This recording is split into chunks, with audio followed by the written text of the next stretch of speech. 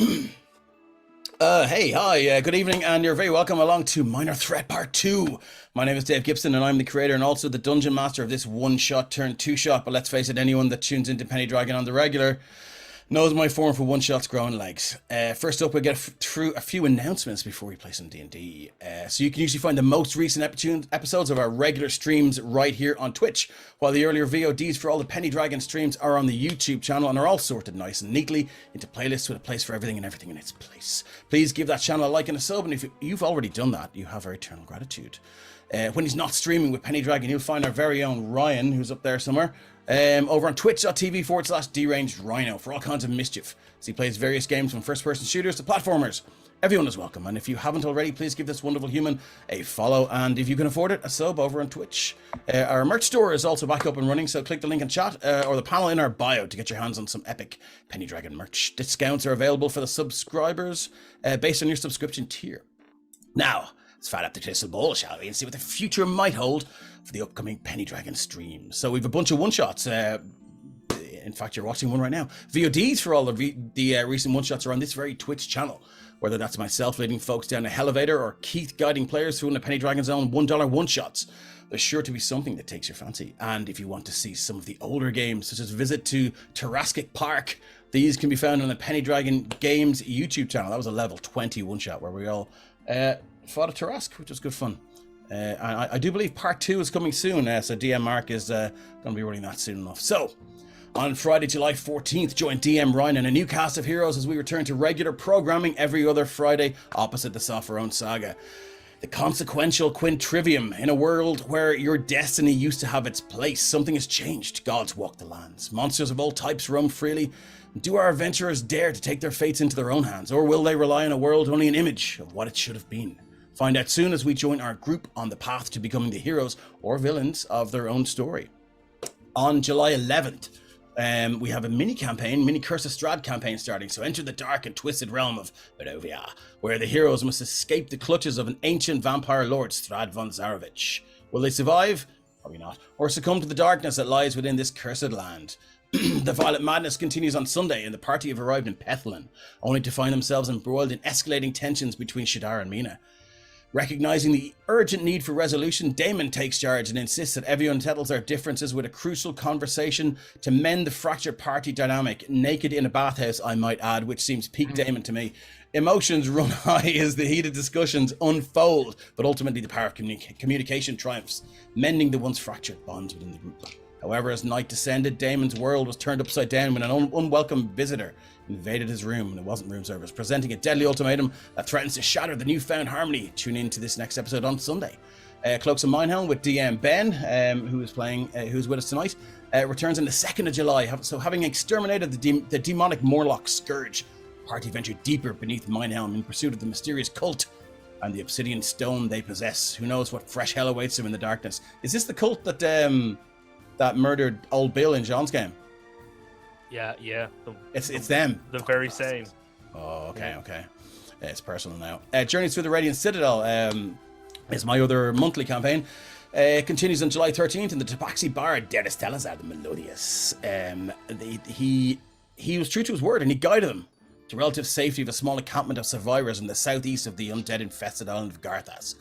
The way there was not easy, however, and the party had to hack and slash their way through a horde of undead horrors, ultimately attracting the attention of some terrible being of power who sent a squall of necrotic rain, and it's not a Prince song, on their way, eradicating everything in its path. Catch the VOD live on our Twitch channel right now.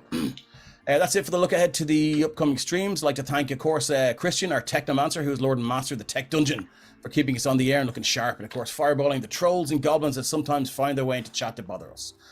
Kate from It's a Map has done all the maps you'll see tonight. She's responsible for everything on the Software and Saga and here as well. You can find her on all the socials at It's a Map, I-or-E. All the music we use is on Tabletop Audio. You can find that in the jukebox up there. Now, you can also influence the game directly from chat.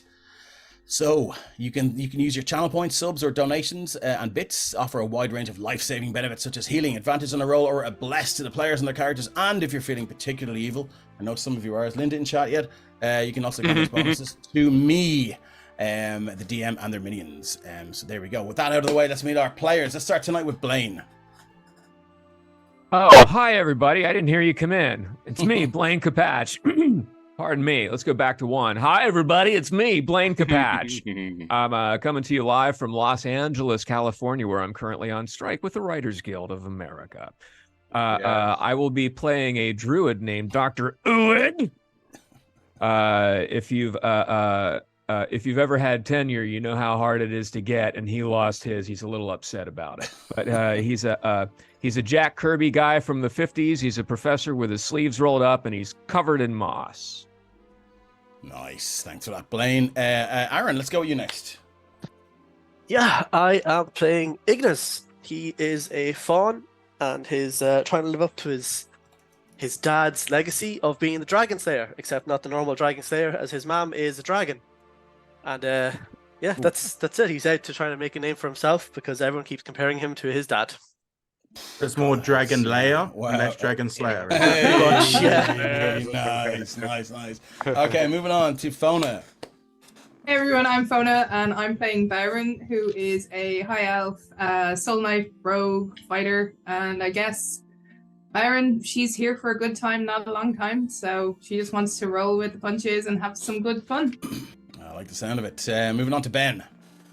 Hello, I am Ben, and I am playing the dwarf rune knight fighter Rune McClanahan of Clan McClanahan, who is an elderly dwarf who is he loves gold, and he's just looking to get a mountain of gold so he can finally retire with his 3 best friends I told you in the mountains of Florida.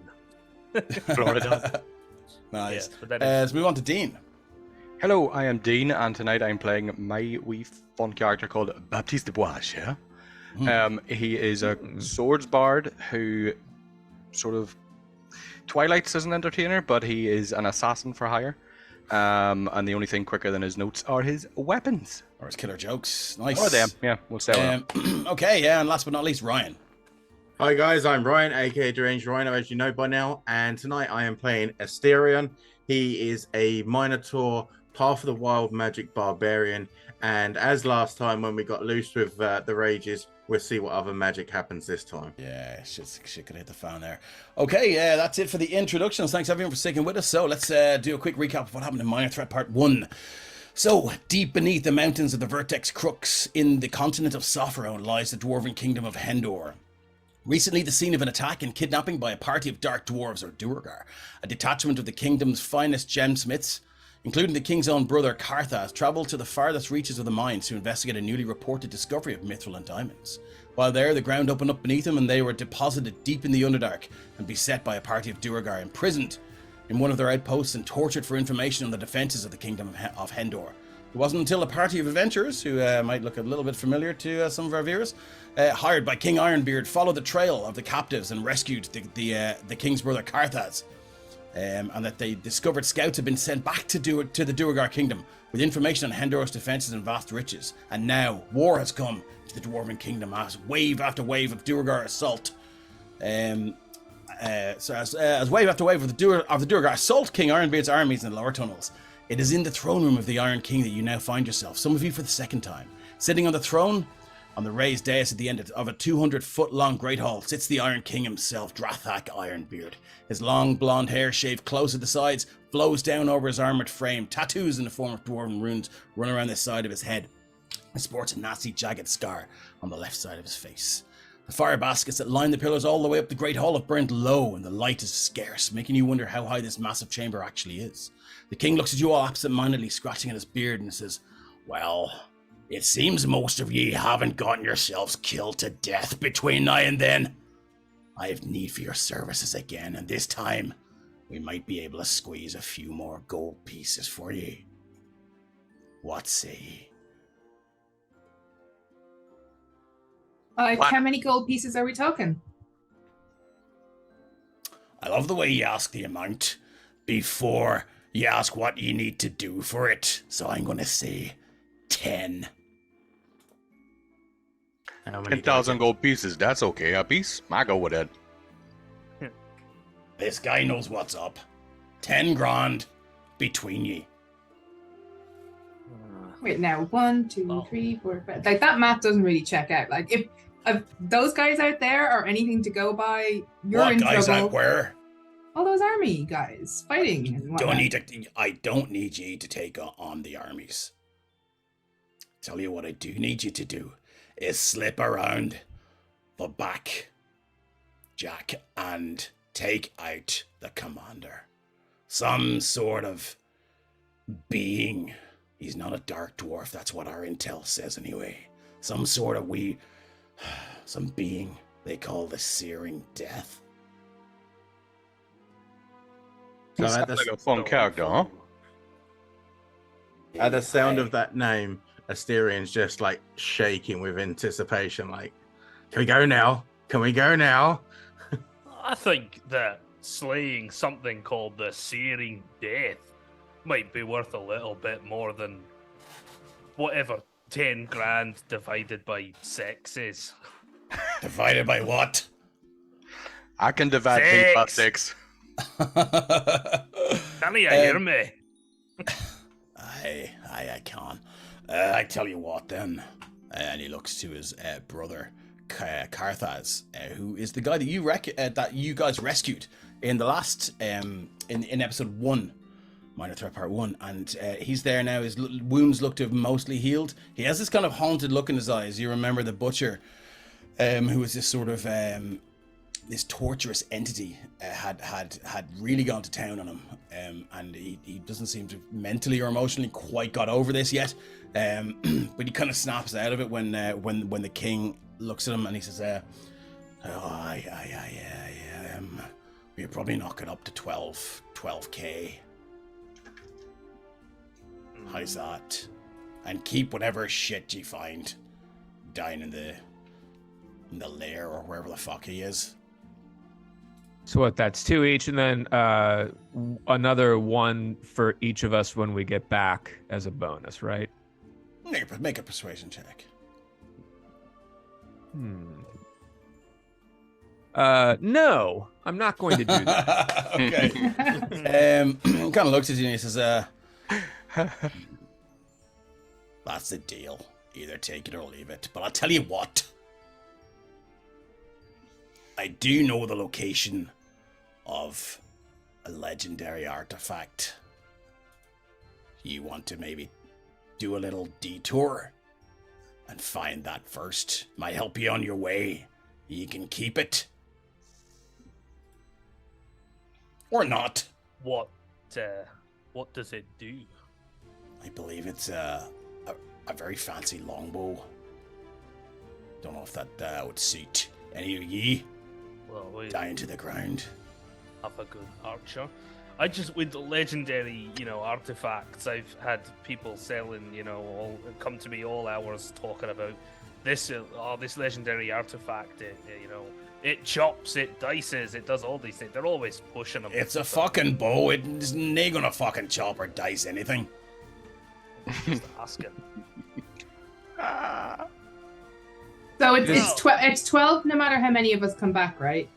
So like I like you.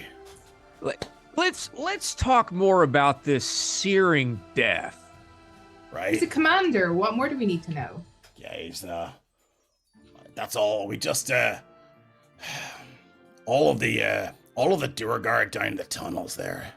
Those wee fuckers. They're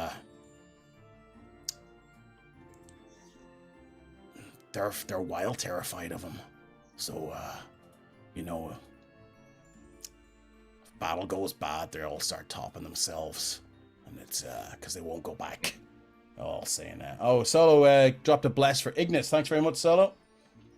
So he says, they're all terrified of him. Afraid to go back and report a failure or any kind of loss or setback in the campaign. So he sounds like a nasty wee fucker. And you think if we kill him, they're all going to be so scared of us that, they won't try and kill us on the way past?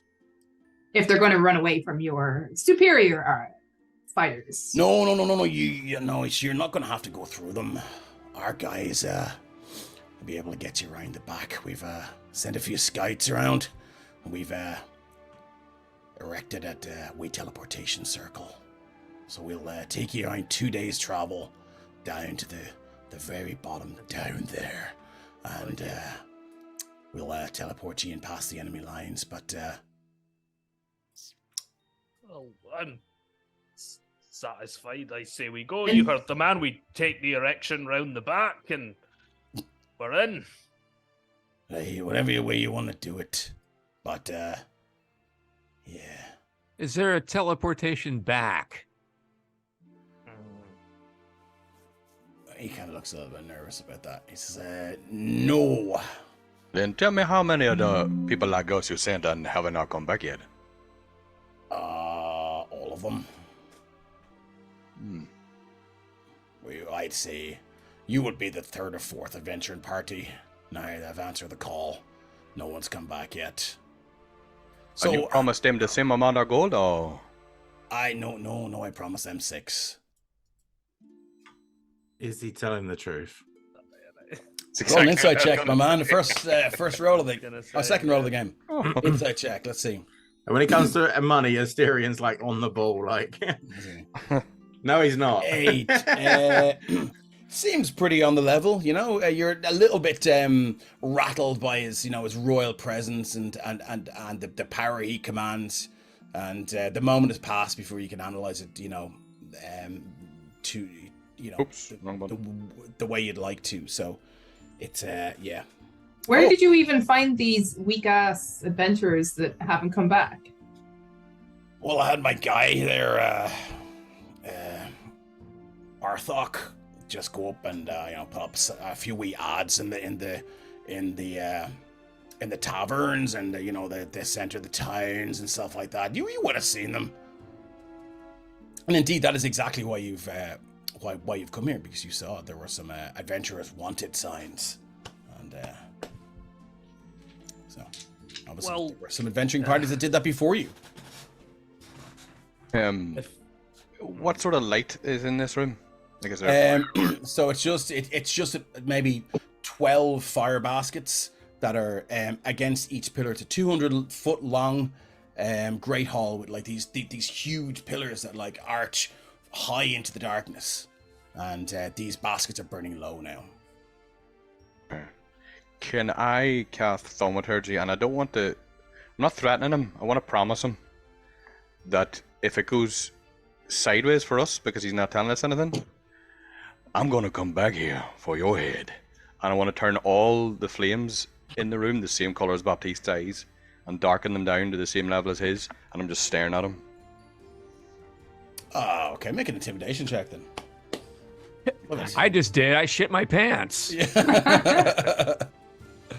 26. And the DC was pretty fucking high because he's a he's a king sitting on his throne in the dead center of his kingdom with armies at his command. But for a split second, you kind of see him. He's not scared, but he does acknowledge your promise, and he does acknowledge your capability, because you do seem like someone who could get that done. But he doesn't shrink or make any outward sort of. There's no body language to show that he's frightened of you. But he does take that on board, and he says, "I'm King Drathak Ironbeard. What I say goes, and what I'm telling you is the truth. Any reason this goes sideways, that's on you." That's okay then. We get this legendary item. It's gonna be a little bit of lanyard. Very good. So you're gonna go and get the bow, are you? Anybody use it? Personally, I can't touch them. I'll take it. Oh, sorry, that's clicked out of my. If it's better than what I have, like I'll take it. Otherwise, What do you have? I have an oath bow. Asterion just taps his greatsword on the floor, like the ching ching. Like he's not interested in the bow at all. Right. If you're going for this wee bow, I gotta tell you something, just so it doesn't go sideways there, Baptiste. And he says, he looks down to the ground, and as he does, a cold breeze just blows through the chamber, and you can see the coals just begin to light up a little bit and then just fade down as the chamber gets a little bit darker. He says, you're gonna need to go down to the oldest crypt here in Hendor. My wee brother's down there. Well, he'd be this stage, my great-great-granddaddy, but he's got the same name. He's not exactly human. He's more of a ghost. And he kind of guards that weapon. Now, he's sealed in a room. We'll give you the key. Those seals are starting to erode. They're hundreds of years old. When he was out, he was a fucking pain in the bollocks. So he was. You'd be having squat over the potty having a shite, and he'd stick his head through the wall, and he'd literally frighten the shite out of you. Just walking around this whole kingdom annoying people, wrecking their fucking heads. So we had the clerics seal him in a room. Now he's been there for hundreds of years. Might not be the most agreeable kind of guy, but the seals are fading, so he'll be out anyway soon. Tell you what. What? So I'd done a couple of years hanging out with dwarves and living around with them and stuff. Have I heard of this guy before? Have you heard of this guy? Like, is he an urban legend boogeyman type thing, or? Roll me a history check. 8. You might have heard of the ghost of Hendor, but that's about all you can. That's about all you can remember. It's an old story, but yeah, what you're hearing doesn't sort of ring false, and the king goes on to describe that this guy would just, if he were back out, he would make everyone's life a misery, just scaring the shit out of people and just acting the bollocks basically. Might be a bit cranky, but yeah, I don't understand. He's fucking dead silent. Silent as the grave. Visit him more. You should go see your older relatives. I wish my kids would come and see me sometime. I wouldn't be paying for my own retirement. We'll go see. Right, go see him. To your grand uncle. So look, he's probably not going to give you the fucking bow, but don't kill him unless you really have to. And if you get it, fucking keep it. All right. You guys happy to go? Okay, I'm going to copy and paste you all over to a new map. Yep. So, King Drathak's man, who's he's a small for a dwarf. He's just wearing this like full plate armor. The helmet's down. It's scuffed. It's battered armor. You've seen him standing there in the corner in the shadows. He hasn't taken this armor off whatsoever. Hasn't said a word. Hasn't moved, and he's just standing there. So if you weren't paying attention, you'd nearly think he was a statue, and he just kind of clanks and screeches to life as he just walks over, picks up an axe from the floor, throws it over his shoulder, and just nods his head that way. And he brings you down, all the way down, back out the great hall, these massive arcing pillars, and he brings you down this long spiral staircase just off the side in this alcove. You're probably going down these staircases for maybe half an hour.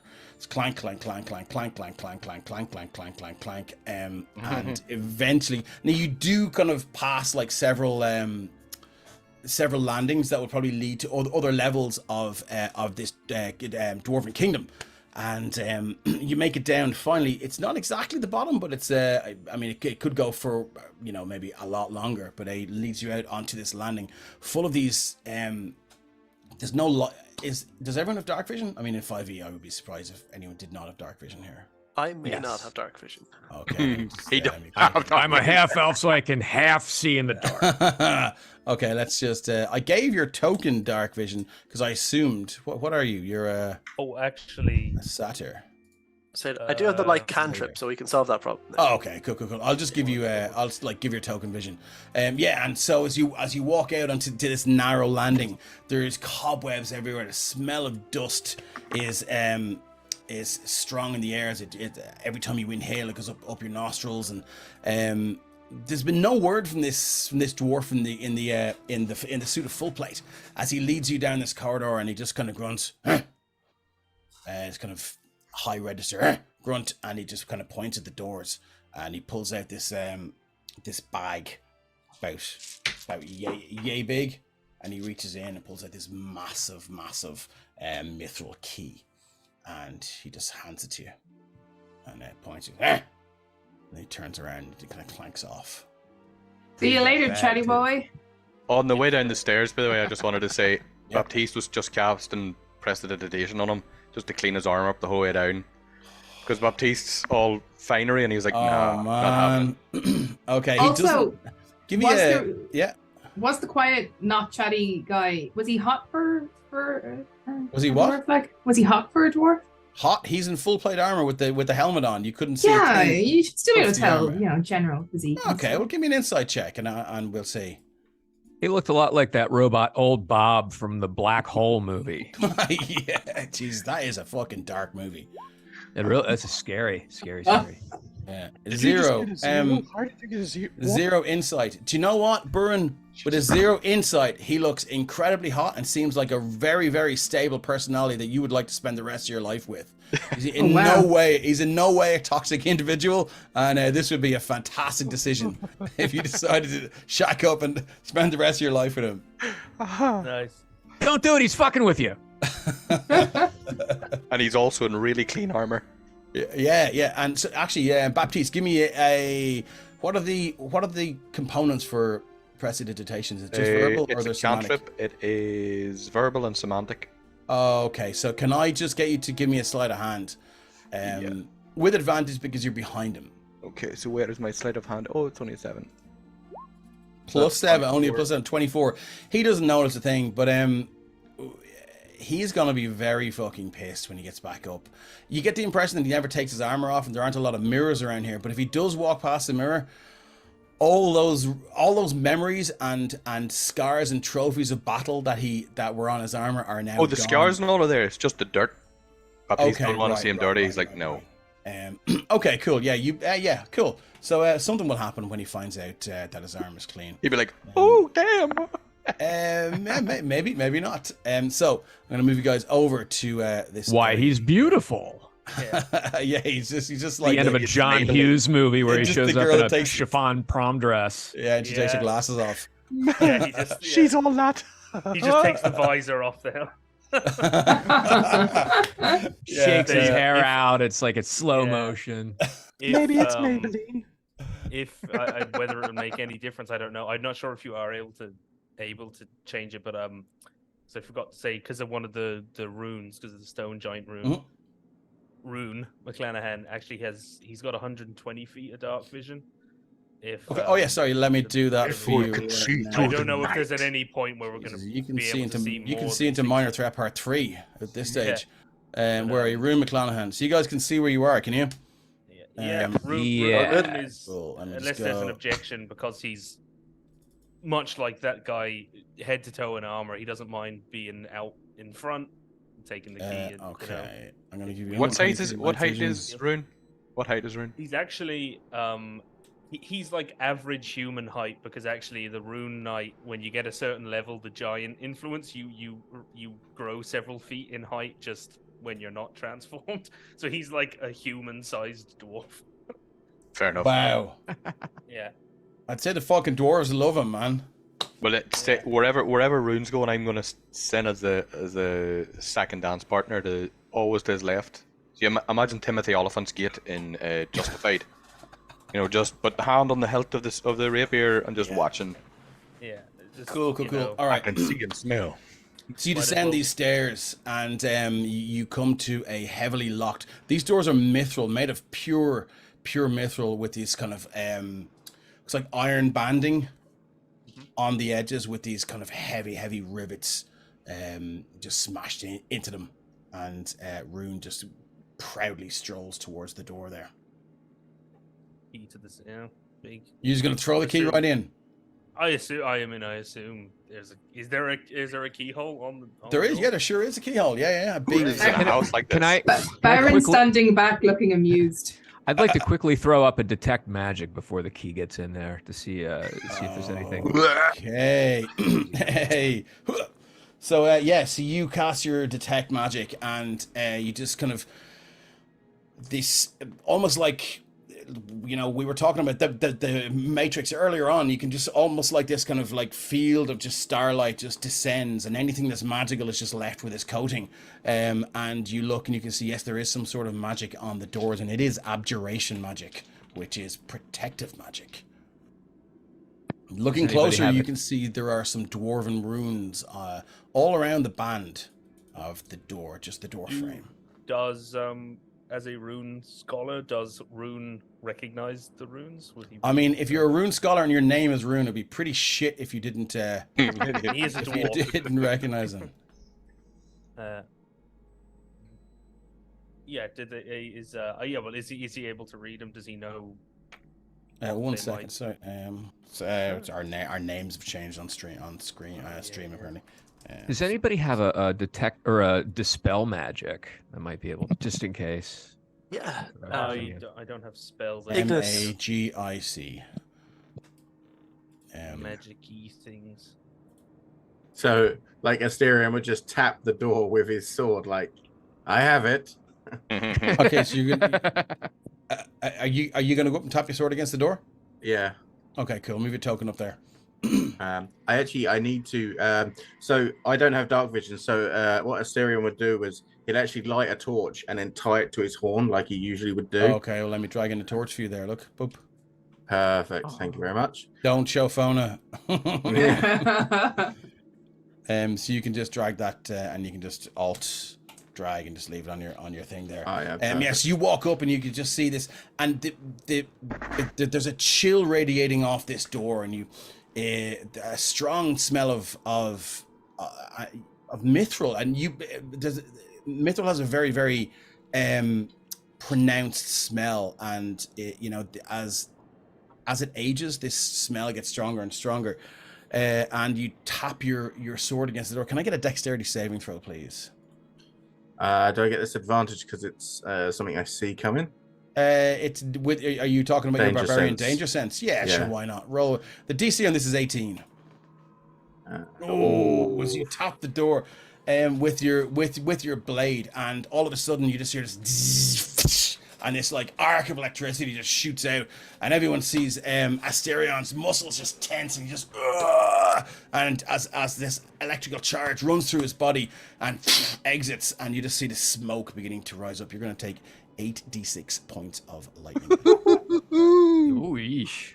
I've That's got magic, the all key. right. There's 6. I've got the key. Here's another 2. Well, I So assume that they will give be us the 22 key. points of magic damage. If you got the key, I got the secret. Let's make a song. Yeah. Well, there's no way it could do it twice, you guys. Have at it. Asterion looking like Edward Delacroix over there now from the Green Mile. Does it I- I have as- the hinges? runes say, yeah, don't touch, electrify. Like it's, Pretty much, yeah. It's just like, you know Yeah. what I mean? Put in the key and you won't be electrocuted is what you Yeah, get yeah. from the runes. yeah, he's gonna. I assume that they gave us the key that, it would. Yeah, and he's gonna use the key on the. Okay, door. cool. Tortilla the Hun TV says, glad to see Dr. Uwid still making use of his tenure. Sorry, I'm going to try and keep up a chat as well while we're doing this. And obviously everyone is thrown in the I've got the key, I've got the secret jokes. My classics. before Rune, yeah. another character idea was gonna make a ranger, but because they were like the ranger has like some druid spells. I was gonna make a ranger that flunked out of Dr. Uwid's. Oh, wow. I should have. Now You I guys kept regret bringing not him doing rotten apples. I remember you. it. You're the one that farted. Yeah, and it's the opposite of the tale where the teacher hates the student and they return after making good of themselves. The ranger's just a total fuck up. How do you like them apples? I don't like them apples at all. The cooking apples. Two, you fight the big bad, and then I'm gonna kill you next. Yeah. Okay, cool. So Rune McClanahan, you're going to throw the key in the door, are you? He's gonna go for it. Okay, the door's been unlocked. As you throw the key in, you turn it. It turns to the left or right. I'm not gonna be that guy today, and ask which way you turn it. It turns with a heavy clunk click, and the key is almost big enough to sort of turn with two hands. This heavy grinding sound, and then you hear this like,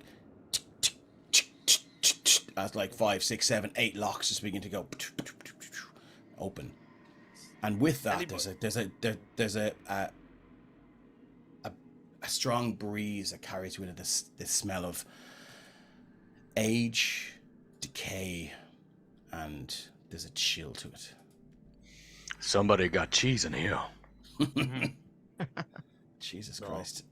That's just me. A cheese I'm close hobbyist. to retirement. Smell of age and decay. It's got a strong bucket. Yeah. If he's into bacon as well, it'd be gammon bear. Anybody else I really want a rotisserie chicken? think the walls must have fallen down because I can smell debris. No, that's excuse me. Sorry, I have to take log that off for a second. Did you say debris or debois? Hey. Go faster then. Rune, as you walk through, you can see this small kind of antechamber now. At the end of the corridor is one more door, which looks currently locked with a much smaller keyhole than the key you currently possess. Standing in front of you is this statue of a dwarf in a kind of a heroic pose, like wrestling a lion, stripped to the waist, rippling muscles, and he looks to be getting the best of this lion. Okay. Fuck it. I'm gonna burn Tasha's hideous laughter. I'm gonna walk up to it, like maybe a foot away from it, and just say, "Hey, check out your tongue," and see what happens. Okay. Do you want to drop Tasha's hideous laughter into the chat there? Thank you. Okay. Creature of your choice you can see within range. Unfortunately, this is just a statue. So, Oh, yes, Shot in the dark. you guys see Baptiste walk up and crack this joke to a statue, and sort of look expectantly, and gets no response. As Burin just walks straight up there. That seems to be the reaction from most of your Rune audience, from what I've seen. yeah, tough crowd. Oh, tough crowd. Deep Just burn. leads into Baron. Just like, I mean, I thought one of us, might lose it, but it's a bit early. Yeah, but I've look been at in the a way, look at foxhole him. before. If any of us were going to lose it, he was going to lose it first. Yeah, Baptiste's so waif, like. So Baron wants to check out the lock on this door. cool. Ryan. Oh, sorry. Ryan. Carrie says, "Can I give Ryan disinspiration?" Cool. Yeah. So roll me an invest. First off, roll me a dexterity saving throw, please, as you step on that flagstone right in front of the door. Okay. Dex saving throw coming. DC, and this is 15. And I do have some. Okay. Yep. Cool. So I failed. You failed. I didn't see your roll in the chat. That's weird. Okay, cool.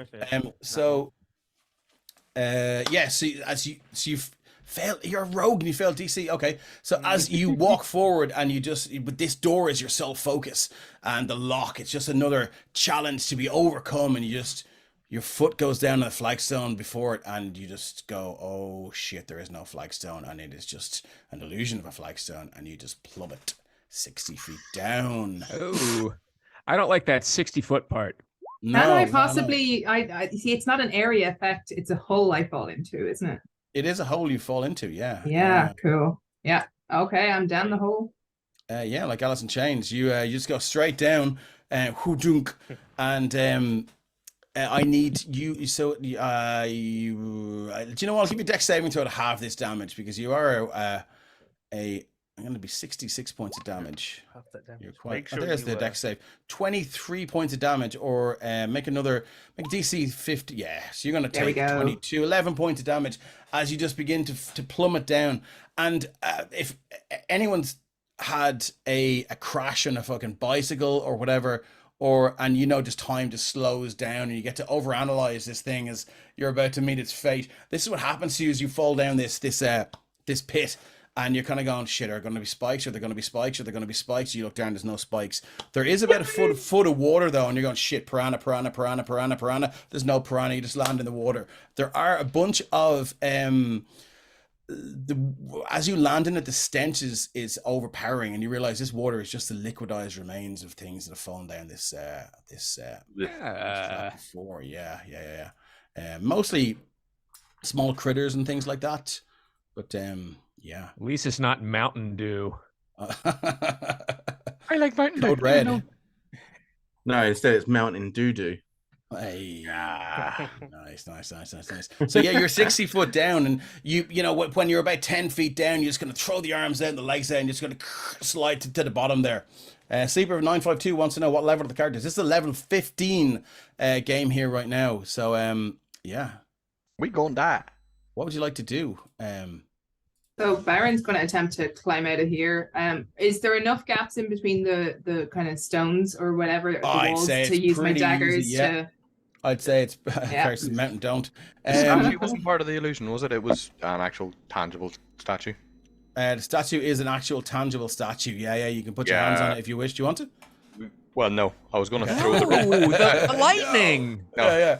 Going to throw the Um, rope around it and try and make an anchor for her to climb up from. That's nice. Cool. So Burren, you're like about 2/3 of the way up, and this rope drops. And you're like, I'm not going to hold it, but I mean, it's there. Is something holding it? But yeah, Well, if you're not holding it, who's holding it? have faith. Come on. I'm just going to walk away and tug the rope. Fine, and she'll be like, if I swear to God, if he hasn't like handed this to somebody or tied it up to something, I'm gonna kick that boy's like, ass. it's classic Baptiste. I'll grab this rope and just go straight back down. Yeah, so she's gonna. No, she's you gonna- grab the rope and it's taut, and you kind of hand over hand, Adam West Batman style, just kind of walking up the rope or the wall, and yeah, you make it out, and you're kind of like, fuck, why did I not fucking see that? Yeah. You do feel a bit embarrassed because Burren, you're better than this. Yeah. And I now smell like hideous. So. Oh yeah, she smells like fucking ass. It's terrible. Well, my eyes aren't what they used to be, and I smell like shite as well. So, it's, you So know, like without it'll- actually looking at it'll any of happen them, to all of you. when you get older. Baron I is like just your going to kind positive attitude. of slightly embarrassedly or sheepishly go back over where she was going to the door. We'll be positive our fucking hepatitis now as well. Be a pain down there. But so you want to look at the door? Yeah, you can do that kind of James Bond in the lift with the trapdoor thing and put your feet on either side of this. There seems to be space there to put your feet, and yeah, you can sure as hell examine that lock. Okie dokie. It was an investigation check there. And what does this look like? Does Burren like pull out all these these fancy tools? Just unroll this long leather pouch? No, or, like what does it look like? she's got like a little pouch in her belt and it's well worn, and the tools she takes out look like they're lockpick tools, but they're not like fancy ones. They're just Okay. lumps of metal that will do the trick. Lockpick tools from Wish. yeah, exactly. She wanted to order from like wearetools.com but couldn't afford it, so she went to Wish instead. Yeah, nice. I waited okay, 6 weeks. Let's see if we can wish this door open then. You can make me an investigation check. I did 21. Yeah, as you investigate this door, you can see there are no traps on it, and the lock seems pickable. I just need you to roll your thieves' tools, please. Which should be proficiency and dexterity, I think. And if you gave yourself, what's that called? The thing the rogues can do, where you double your proficiency bonus on this Expertise. expertise. That's it. If you've done that, then you can add that too. I do think I have expertise on this, but it's not I was coming going up to right. say, So why is the Asterion giving did us I mean- 27 on his own horn? I was trying to change the setting on it and I pressed it instead. Sorry. Asterion have- back through the door playing with his horn. I was going to throw the Tinker's or the Thieves' tools out as well, but there's a question mark beside my character sheet. Yeah, mine has that as well, but I know I selected it as one of my expertises on the rogue Yeah, when I picked same. it. Well, so- it's okay. 26 is still going to do it. And I'll let you know if we need to go into Raven's Range. It says order from Alibaba. Exactly, yeah. And the 40 tools. Cool. So yeah, you throw the lockpicks in, and it's definitely the oldest lock that you've ever picked. And you're like, oh, this feels weird because normally when I do tick tick tick tick, and it's so it takes a bit of getting used to. But at 26, you're like, yeah, I've got this. So just click, and the door The lock unlocks. The door doesn't open. Would you like to open the door? Are you fuckers ready for this? Yeah. Baptiste's already standing behind her, poised, but off to the side, not directly in front of the door. I'm ready. So I she's I see you've Dungeons and Dragons before, my friend. So she's gonna kind of, as best she can with her like stance over the pit, she's gonna like crouch a little bit before she throws that door open. Okay, cool. Like someone squatting over a bucket. Yeah, exactly. Yeah. You push the door and it goes inwards. You can open the door if you just click on the little door icon.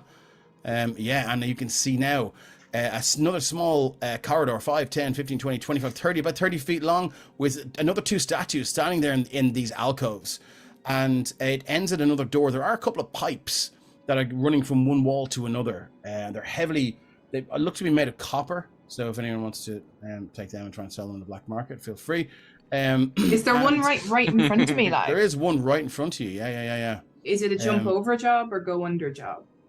It is a go under job, and you kind of now looking at this pipe, whatever about its job to maybe funnel liquid or air from one place to another. It does look very handy to kind of swing on and maybe avoid that pit if you were. Is if you're it hot? traveling. Make sure it's not hot. Hey, my detect. I think Baron's more likely kind of try and do like a kind of slouchy forwardy, crouchy limbo under this thing. Okay. There is magic coming. Sorry, Blaine, you're detect magic. There is magic coming from. Where is your token? You need to move your. Where's your token? No, right there. Yeah, cool. Yeah, so you can see there's magic. 5, 10. There's definitely magic on this door. In here, I'm gonna shift ping it, and there is magic coming from from these 2 statues. The one you step right in front of, yeah, they don't shoot a lightning bolt at you yet. But there is magic coming from these. And it is abjuration again, more protective magic. Can I just say as well that Baptiste senses, gets Boron, smells that like pit of ass from her. It's and he's like, disgusting. Baptiste goes, no. And prestidigitation cleans her up too. No. Nice. I don't know. The remnants of that stench are still high in your sinuses there, but I mean, they're like the rest of you, it's not constant anymore. So you do feel better about this. But maybe she doesn't say thank you. But I was gonna say maybe she clearly looks like she's grateful, but she's not going to say thank you. Okay. No, this was more for Baptiste than anyone else. Okay. Is there anything engraved on those statues, Dave? Are there, runes specifically? Runes specifically. Give me an investigation check as you look at these 2 dwarven statues on either side, the east and west of this corridor, looking straight at each other, both with their hands resting on these massive stone battle axes. As you look down, there are indeed runes on the base of them. Let's see what you get with your investigation check Just to see. Want to double check. I don't know how powerful that lightning was, but it forced my token into the wall. Is there any chance you could just put it into the room for me, buddy? Yeah. Thank you. Baptiste, you can move your token up there as well if you're all right, but just so we know where you are when this fireball kicks off. That is a 5. Hard to tell. They just seem to have worn down with age. Yeah. And it's just hard to tell what they say. Should we try to get past these things before they chop us in half with back and forth axes? Are they triggered by our movement at all? Do they seem to be... Nothing seems to have happened just yet. There is heavy abjuration, and you can also detect a little bit of necrotic magic. How far down is this necromancy tunnel? Where are you? 5, 10, 15, 20, 25. Yeah, 5 to, each square is 5 feet, yeah. And then it looks like there's 2 alcoves. Yeah, there's one to the east and one to the west where the 2 dwarven statues are. So a thick layer of webs in this corridor, almost like the beginning of Raiders of the Lost Ark, where I was going to say, in the Ark of the Covenant one, whenever he throws the dust across the floor, he's just checking if this is like an illusion like before. So I'm just gonna kick stones and gravel and see if they hit the ground or fall. Okay, so from where you are, you can see there. Obviously, the one that you did discern to be an illusion is still an illusion, and most of the gravel goes in there. If you want to move your token over and through, you can do that, and you can do that. So as you kick, sort of, I don't know. Yeah, and as you kick it down, it just scatters down with this kind of a sound. So as Doesn't reveal any illusory floor. Assyrian. as Baptiste is walking past to like go and do this stuff, Asterian's just gonna give him, you know, the old pat on the back and be like, "You got this, and just in case, just make sure we don't die too." But I'm actually going to do a bolstering magic on him. So for the next 10 minutes, you can anytime you do a ability check or an attack roll, you get to add a D3 to it. Ooh, D3. Yeah, I know. Okay. Weird. How long does that last for? Yeah, that's very weird. How long does it last for? 10 minutes. 10 minutes. Okay. Have you got a D3, Blaine? No. I've it's a never seen one of D3. those. Yeah, That's fucking cool. I got it at Comic-Con in the 90s. Wow, Mine are all that just is D6s. fucking- What? that is really Yeah, cool. With that, what Baptiste wanted to do was I was going to try and dance or two-step the whole way down to the bottom, focusing on Yeah. avoiding, just dodge action the whole way, just leaving the intro to Mr. Right, where he's doing the wee shuffle in the.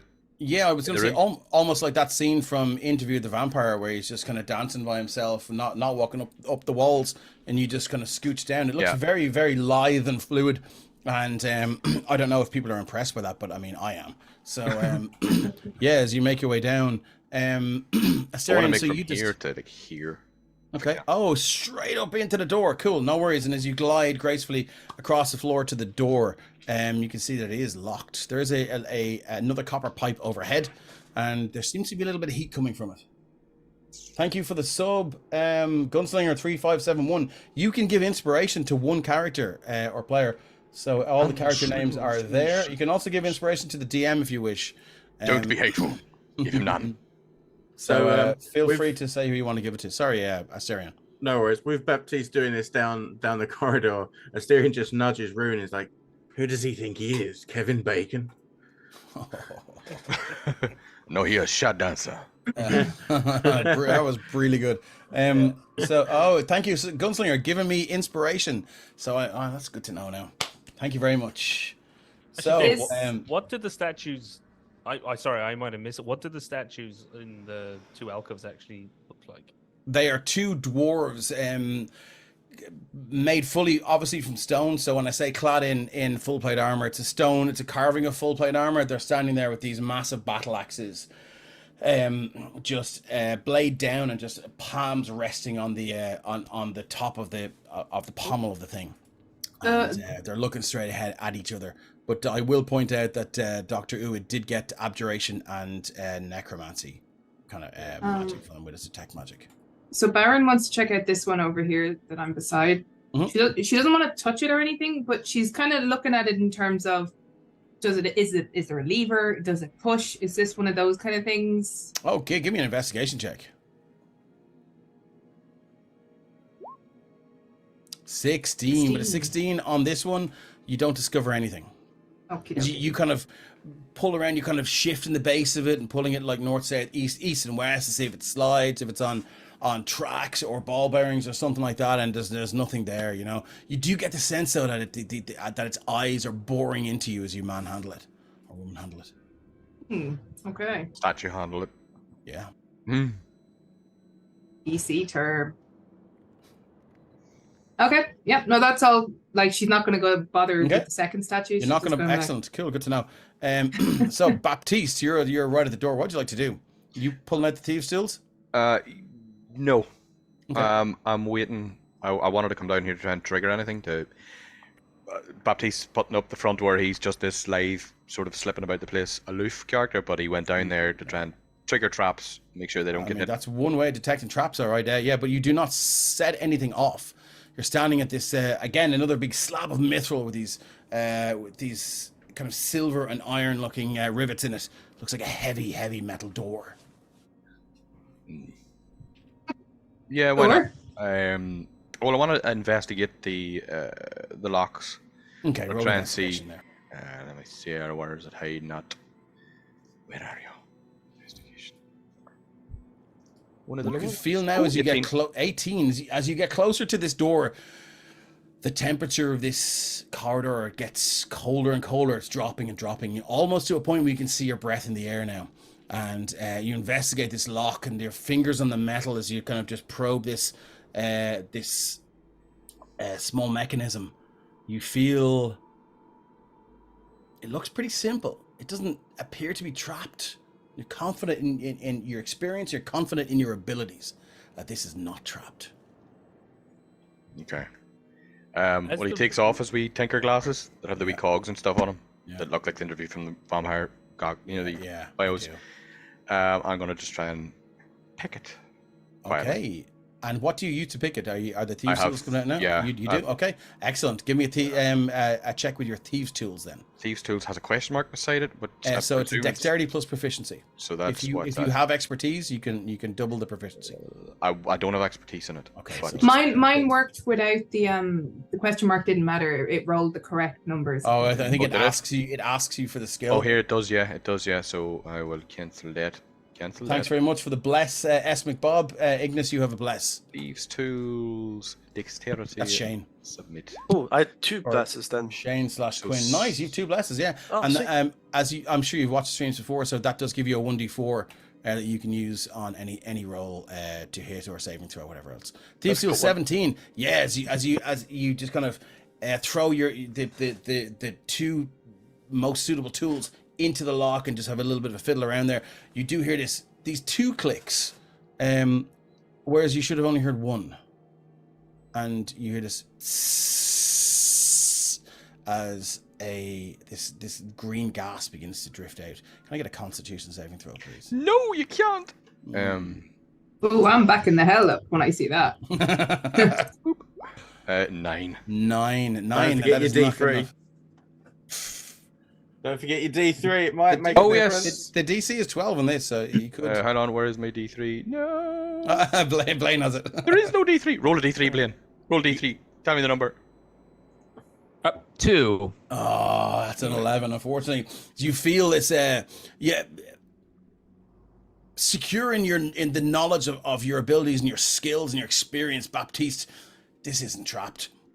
And when you hear that little very, very flimsy piece of glass break, you inhale, and unfortunately you inhale the gas straight away as you feel it just go down your throat and into your lungs, and you just feel this burning sensation there in your lungs, and your heart begins to beat faster, and the sweat pours out of your forehead, and you're gonna take.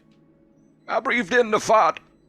Gonna take 2d8 points of poison damage.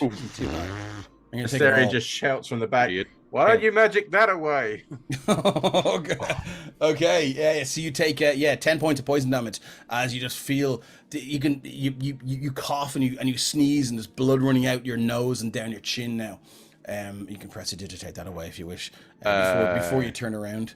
Can I turn around to him and just say, yeah, and cast healing word on myself? Which is the healing word.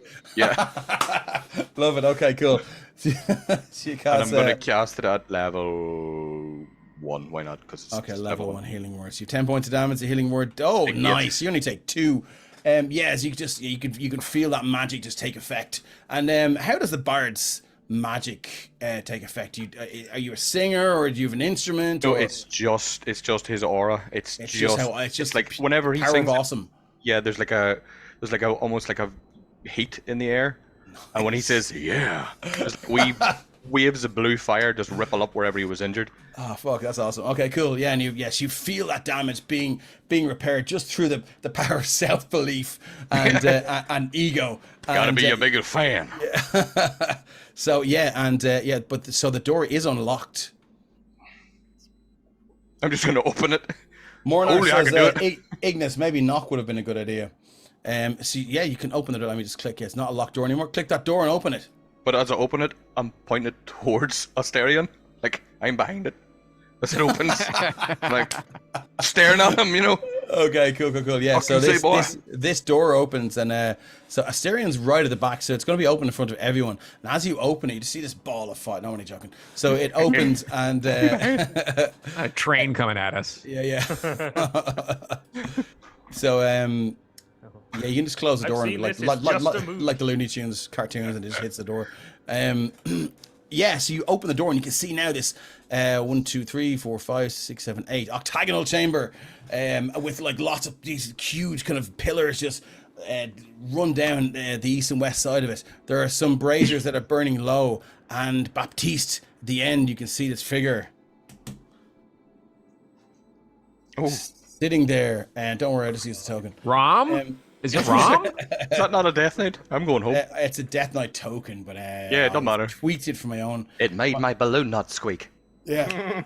So you can just see it's this ghostly spectral armored figure, and he's sitting on the side of this massive sarcophagus, decorative, beautifully made, and he's just kind of sitting there like a child would sit there, hands on either side pointed down, swinging his legs, and he's like 1,252,151 gallons of ale on the wall. Take one down, drink it down. 1,250,153 gallons of ale. Oh, who the fuck are you?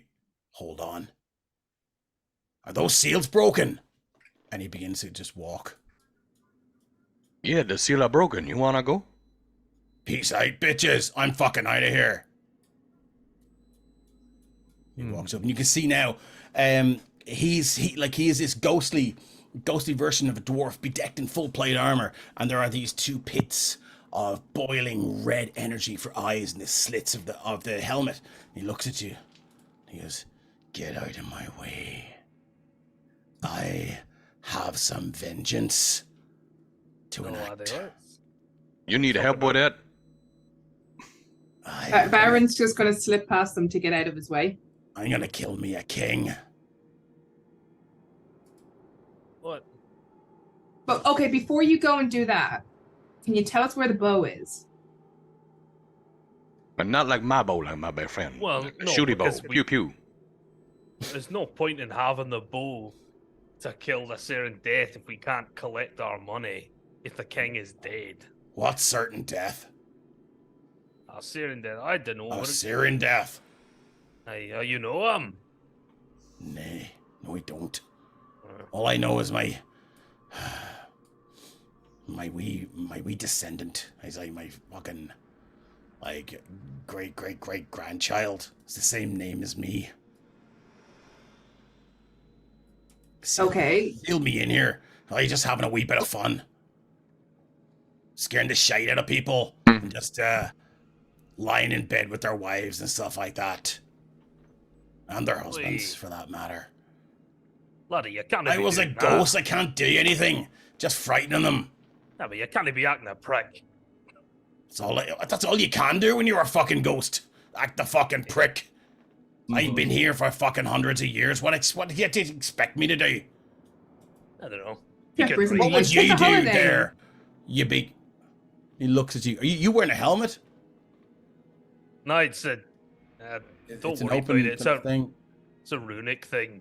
Yeah, so you do have dwarvish features. It's a runic thing. Yeah, he looks like. I mean, he's just like a big. He looks at you and he goes, "You're a fucking big one, aren't you?" Yeah.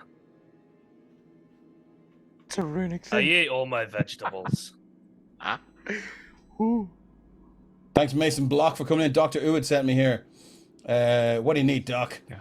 Grazie. Thanks for the sub, S-Dog87. You can give somebody inspiration. You have any character inspiration.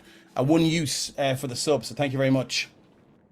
He looks up at you and he's, right, get out of my fucking way. I'm away to kill a king. What's this about a bow? Your hair's lovely without it. You don't need it there, love. A bow, and she kind of reaches around and pulls her bow to one side, and like, this kind of a bow. He said you wouldn't let us have it, but like I reckon you're pissed at him, so you probably will. Make a persuasion check. That's like the fucking young kid in the neighborhood where like he is like a fucking €20 note, and you're like, okay, I'll give you, and you have 2 coins. I'll give you these 2 monies for this 1 money, and that's a 0. And he goes, 0. I've been hanging around long enough. I'm not fucking stupid. But you do know where the bow is, right? I do. So what's it to you? Like, you're not going to use the bow. I can't use the bow, you fucking wagon. Put me hands on it and I go through it. There's no need for that.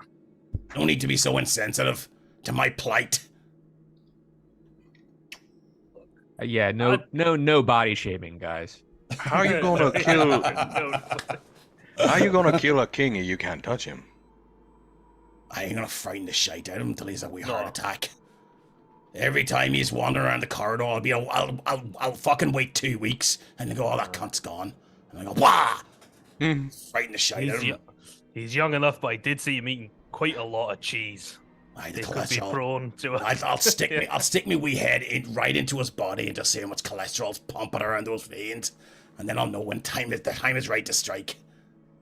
Okay, I have been officially engaged in employment with the king, and I'm afraid I can't let you go and kill him.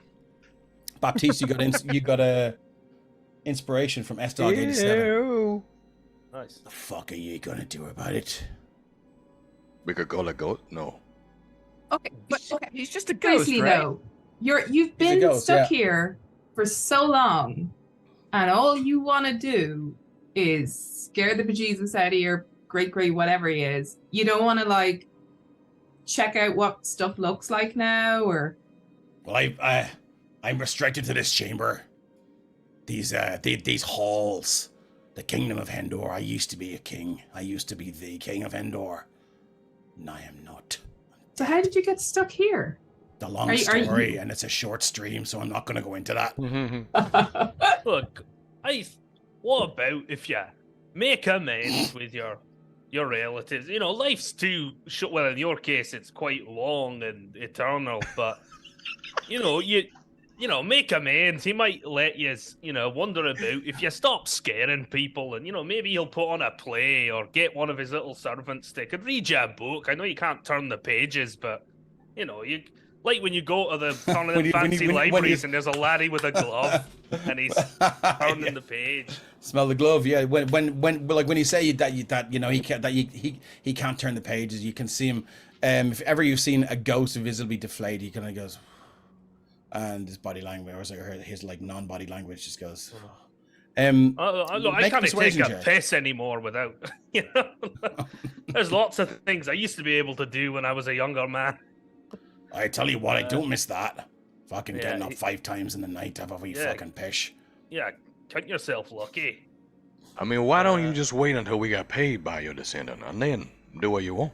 Oh, let me just, sorry, Dave. I'm just checking one thing here because there's one of these. I think he's got intimidation and deception as like advantage on these runes, but I don't think persuasion is. It's a runic thing. Yeah. Raven's Ranger says ghosts are like farts. The noise is gone, but the smell lingers on. No, that's all wrong. Sorry. S. McBob wants to know what his name is. His name is Drakkar Ironbeard. Oh, come Oh, on. not 20 for a fucking persuasion. Okay, so what was it you said to him again? Do it. I think he was saying just, why don't you just kind of try and make amends? Okay, it's shit being locked down here. That's not really fair. But look, you were acting a prick. So look, maybe you stop scaring people. Maybe you say, look, you can live up in the castle with it or in the kingdom of Endor. There's probably other stuff you could do. If you work with your nephew, he's the king. Sure, he could arrange a bit of entertainment. There's other stuff you can do. Okay, you can't touch him, but you could still, Like what? I've fucking seen it all. I've seen every play there is to see. You Well- telling me there's new plays? Oh yeah, tons of them. You get them. Name one. You pay just a monthly amount of gold. And Oh, they get yes. people that come into your house and they do the play in your sitting room. Whatever one you want. I haven't gone out to a play in fucking years. I just get them in. There's a Like new one. they'll come into your wee home and act out the play for you. Oh, aye. Yeah. What's this service Mental. called? Make there's contain loads nuts. of them. Yeah. Make it say nuts. Yeah. So you can see him. He kind of considers this, and he goes, "I suppose maybe my whole identity was being a wee prick. So maybe it's time to change that." It's You never could too just, late to change, laddie. Yeah. What else could I do? Fucking. Learn shit. I suppose. Or you can protect your bloodline. You kill him, they no more. Oh, you mean like this? And his whole form just goes, and he just expands into this horrific, terrifying, necrotic explosion of like these black eyes and withering skin and the smoke tendrils.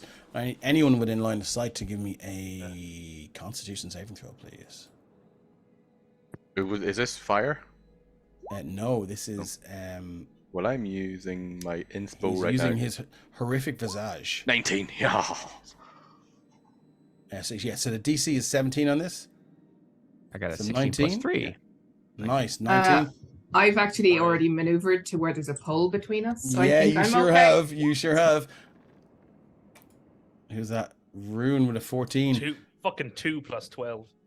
Okay, yeah. So anyone who failed, you just feel your. Did anyone fail? What was the? Just Rune, I think. Yeah, I did Rune, believe the Yeah, DC it was was more than 14. I Yeah. Cool. So you can feel your skin begin to just wither as you begin to age horrifically. Your nails begin to just grow at an exponential rate, and you feel them growing with your inside your boots as well. Your toenails begin to grow and curl, and then he looks at you and just places a hand near you and just reverses that effect. Oh, Baptiste's just starting clapping. God damn! Yeah. And he goes, "You mean like that? Like, Mom, who not gonna like that? How did that feel? shite. Do I still look as badass as I fucking used to when I did that?" To be fair, I seen laddie. and killed a lot of things and had a lot Hi, of fun. laddie, do you Oh, remember badass. me telling you that you were having trouble, going to the toilet? Not Aye. anymore. Did you do we number 1 and a number 2 at the same time? Oh, you I can cleaned lie, me it's a- right out, It's a laddie. number 3, isn't it? So, right. I'll tell you what. Fuck it. The bow's yours, and I'm away to change my life. You've convinced me. Well done. It's the bow's through one of those doors there. I can't remember which one. It's been a while, and he Aye, begins aye, to Cheers, Chief. walk through. It's been a while. Let's try that persuasion on Rob Schneider. or James Woods. Yeah. Baptiste is just prestidigitating the kicks of fucking Rune now. Yes, Okay. that's exactly what I was gonna say. Baptiste's like, Nice. no. So, if you guys want to check out these rooms, we can probably move this along. It's pretty easy. You find the bow in one of the rooms, and whoever wants to use it, you now have an oath bow.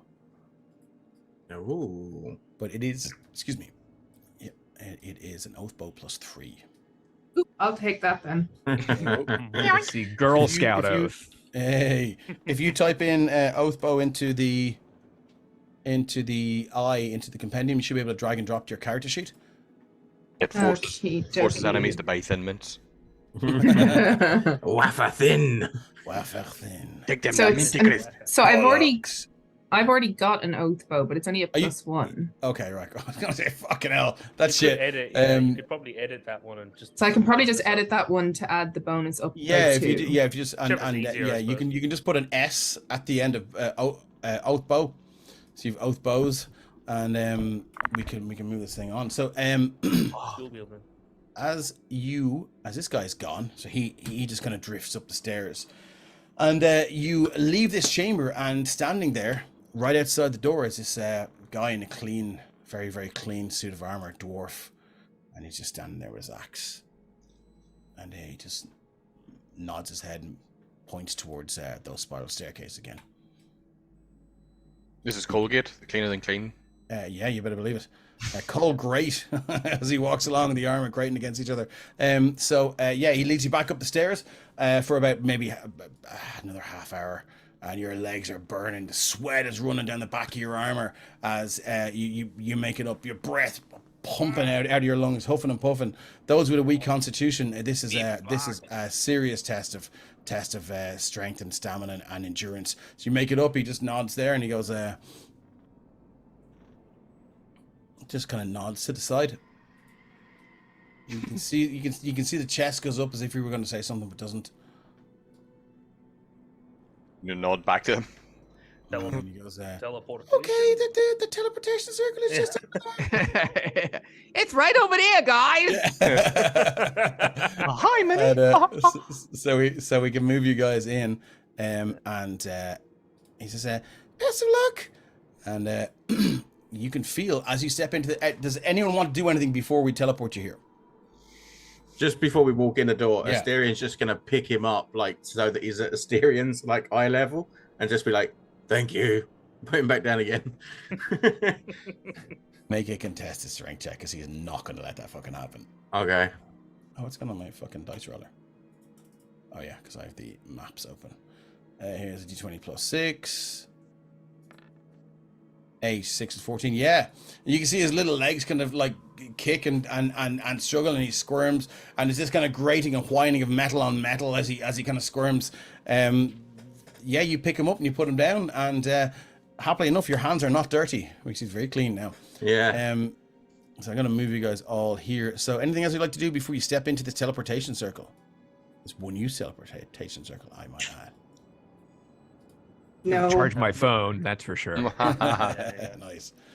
Bring your universal charger with you. Wait, actually, I'm gonna go. I'll piss before we go. It might be a while. Yeah, cool. And So go get some travel shampoo. do you have a flap in your armor for that, or? He's sticking it a small screwdriver and on to play it Take off. the armor off and then wait just little by little, just pushing some. Just Nice, yeah. Just gonna shake the leg a little bit. Cool. So you guys all step into this teleportation circle, and all of a sudden, as you do, you see the runes around the two lines, these concentric circular lines, just flash up, and you see the runes light up, and you look up in the ceiling to see the same thing as they light up in the ceiling again, and the two concentric circle lines just shoot down these beams of light that meet the ones at the bottom, and all of a sudden you just hit flash and this thunderous sound, bang! All of a sudden you're nowhere and everywhere at the same time. It's a vacuum. You feel the lungs, or the breath just push from your lungs as you struggle to breathe, and there's no air, and you feel your head swimming, and you're about to pass out until all of a sudden you're on the ground in this chamber, in this corridor, and you feel now the change in temperature. Any dwarves here will realize you are now probably another 20 miles deeper in the Underdark, and anyone who's not a dwarf, this subconscious recognition of the miles and weight of all of this rock above you brings you to momentary panic. As you're like, oh my god, I gotta get out of here. And you manage to bring yourself to your senses as I'm gonna paste you in here, and you can feel the heat now as you look out to this cavern. A huge cavern, as you can see, it's lit by the lava flow that runs from the north down in this arcing, kind of winding, meandering way, and these molten rocks just catching fire and then just sinking deep into this pool of lava. The heat is intense. Immediately you feel sweat running down your brow and down the back of your armor, and you go to scratch, and your hand just can't get through the armor, and you look in. Everyone give me a perception check, please. 22. 22.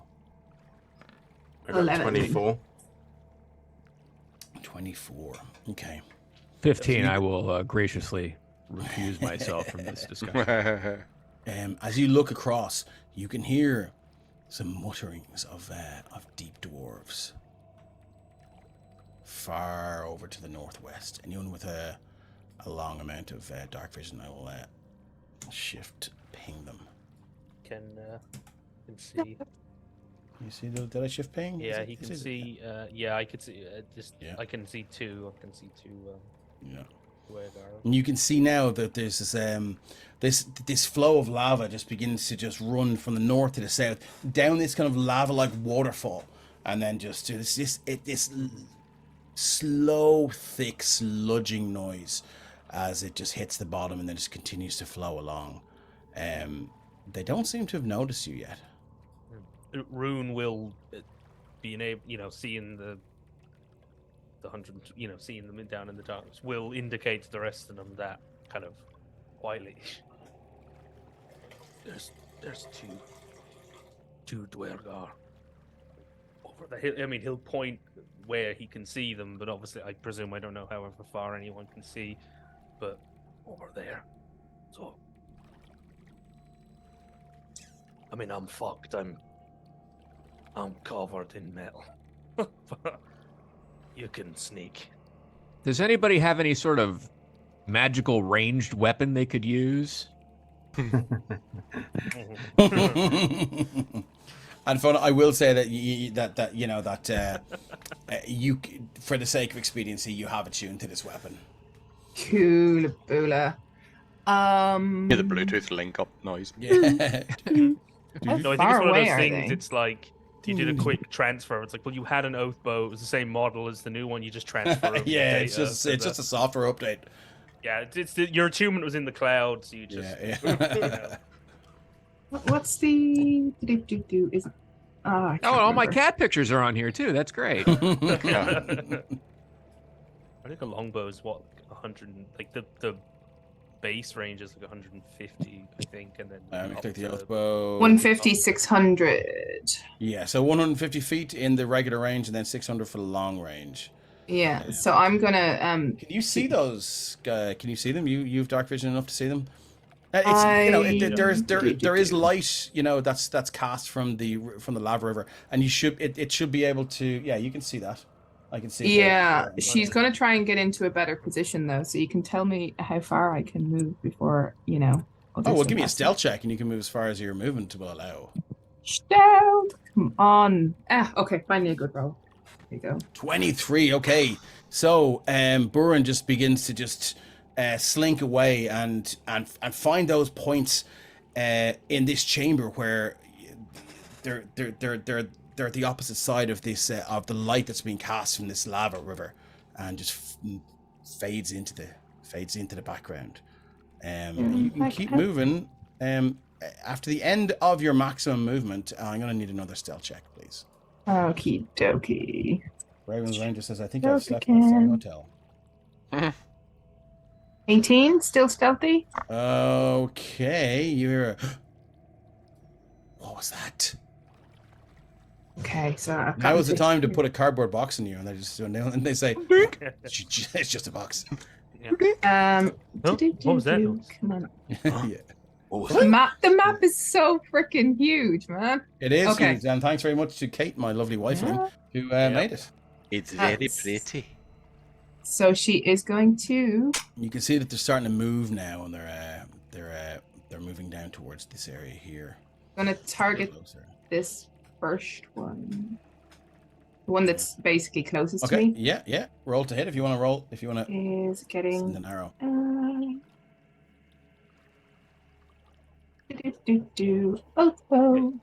Kate has put out some fantastic lava maps. Yeah. That is a 16 to hit. 16 hit as you draw this string back in the oath bow, and you've knocked your arrow. As the string gets to your ear, you hear this voice in your head and going, "Name a foe. Who is a sworn enemy?" You You don't know. have to do that. Shorty Yeah. at the front with the beard. So you're gonna make that person your sworn enemy. Now, yeah. You can do. I think it's once per long rest, though, isn't it? I think if he dies, I get to pick another one. If he dies, he dies. Okay, cool. Yeah, okay, cool. Roll to hit. Sorry, you did. That was a 16. Let me just see. I think that's a hit. So the arrow sails across this lava river and just vibrates there in the shoulder, and you hear enemies come to slay the searing death, and they run like fuck. Away. Okay. Away, they're gone. They just billy it out of there. Okay, I'm sprinting. I'm running after him. Okay, so it's gonna take you guys a while to get up there, and when you make it up there, you can move your tokens up. You can see there's no sign of them, but they definitely have raised an alarm. I think the oath bow is what like the sworn enemy is once they die, I think it's next dawn or rest or something. I think to. There is something, but now unless I come across that guy again, I'm unfortunately at disc for all my other weapons. Yep. Cool. So you guys can move your as you walk by this sludging, slow moving lava river. You can feel now just the intense heat, and your skin just begin to sort of just get tender, almost as if you've just been out in the sun for 2 or 3 hours. And you just This feel is the side fire, of is your it? Face. This is just pure molten rock. It's a river of lava. You make your way up there, and you can move through. As you reach this top corridor here, you can definitely see where they went. It's a long corridor that heads to the north. Would you like to follow? Oh yeah. You must gather your party before venturing forth. Is the entire party ready to be seated? We're still Party waiting of on- 5. Okay, cool. I'm gonna... Party of 5 under the name of Brooklyn. That's okay, cool. I'm gonna move you forward. Okay, as you move forward, you arrive at the end of this corridor. These thick sealed doors. I'm not going to move you to the map just yet. They are heavy doors. They look to be slightly ajar, so they're doors and not jars. What would you like to do? I want to cast invisibility on someone. You're going to cast visibility on someone. Invisibility on Okay, someone. well, yeah, that makes more And sense. I want to look around, and I want to see who, from just looking at these merry bunch of Scooby-Doo runabout antics, who do I think would do, just by a glance, be most effective while being invisible, who hasn't got the ability to do? I'm thinking... Well, I think they can Boone? tell you that themselves. Maybe. Who would appreciate a little bit of invisibility? Who want to go I Baba? mean, Rune is gonna be still noisy. So I mean, he's disadvantaged on stealth, so that would just the invisibility would only cancel it out, and he'd just be rolling regular. And he's got a negative dex. He's a big clunky. So I don't know. I think it might be a bit wasted on Rune. Would the invisibility disappear if there was an attack? Yeah, it's regular invisibility. Yeah. If you You attack, make, yeah, or you oh, take it's- damage. I wasn't sure if you were going for a greater or a standard. That's what I was. No, it's just standard. Okay. Yeah, it'd probably be wasted on Asterion as well, because let's face it, if he gets within melee, he's taking someone's head off. Nice. Okay. Cool. I can So- do it. I'll always do it. Okay, so you're going to take invisibility. Sure. Good to know. Yeah, I'm going to move you over. Yeah, I'm just gonna touch him on the shoulder and say Baba. Oof. Cast invisibility on Again. Okay, I grab everybody's cameras and wallets and disappear. him. So as you peer through these doors, you can see straight ahead of you this massive chamber. And the heat is even more intense as through further to the north, you see this massive pool of lava. And before that, it looks to be some sort of stone platform with steps going up 20 feet to this shining silver kind of altar or table.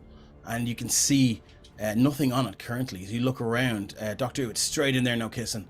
And you can see that there's cracks in the ground now with this lava beginning to shine forth. Burin has moved up, hiding behind the 20-foot high platform there. As you can see now, this chamber is massive. The far end of this chamber, you can see a huge platform with 2 sets of steps going up, and this massive kind of stone and mithril throne. And it looks like it was probably made to seat a giant. Well, first thing, Asterion is very wary of this table up on these stairs, up on this Okay. platform. After his encounter with the butcher, he knows that tables can be very dangerous. Yeah, they sure can. So he's sticking away from that completely and Okay. head round to the left. Could Rune, because he is too interested in this. This is his old man hobby. This is his. Yeah. And since he studies, giant runes and their history, could he go up and just examine this throne? Does it seem familiar of a certain period of giant history? Okay. Would it look Yeah, like it was made for a lord or a baron or a king? Okay, give me a history check there, or investigation, whatever you're better at. I'll go the history angle, just as that's kind of the Oh, that's not good. That's a 2 for an 8. Hard to tell, but you do see runes in what languages do you speak? Just dwarvish and giant. Okay, dwarves and giant. You don't understand the runes, but there are runes etched along the edge of the table. So the edge will be here, and then the top of the table will be there. So it's just on the side. Well, he speaks common, but I'm going to assume they're not in common. Okay. Given the fact that it's a very lava-filled room, and noticing that he's struggling with possibly reading the language there, Ignis will head up and just see if he can decipher anything, because he speaks some peculiar languages. Oh, excellent. And what have you got? He has Draconic and Sylvan. Sylvan? Yeah, because he's a satyr. Unfortunately, you do not understand these runes. Just on the way up as well, if he could use his elemental affinity, and he'll burn a sorcery point and give himself resistance to fire for the next hour. Oh, for the next hour. Okay, so now, so what does that look like? Is there any outward appearance to that, or does it just... So, instead of a normal satyr, his skin is tinted gold because of his mother's lineage, and there are some scales that they look like they're more under the skin, but when he activates this, they become more prominent. Nice, okay, cool. So that looks cool. Seeing them trying to look at these... They're looking at these like symbols and stuff on the edge of the table. Assyrian's just going to walk up and be like, well, that was nice of him. As if he can read it. Make a deception check. Tyrion Shadowbane, sorry I'm late. Is everyone still alive? 11. In my best Bane voice, for now. Yeah. It says table 11. For 6. For Brooklyn? I mean, if anyone wants to roll inside against that, they can. But I mean, I'm pretty sure with an 11 deception, he is fucking bullshitting you. And the one thing I will tell you is, now that you're in this chamber, you can see that the light of the lava pool begins to do it. This is not a new thing, but it's something that it's only dawning on you because it's so subtle. And you can just see the light of the pool and the light of the chamber begin to go. And you hear this.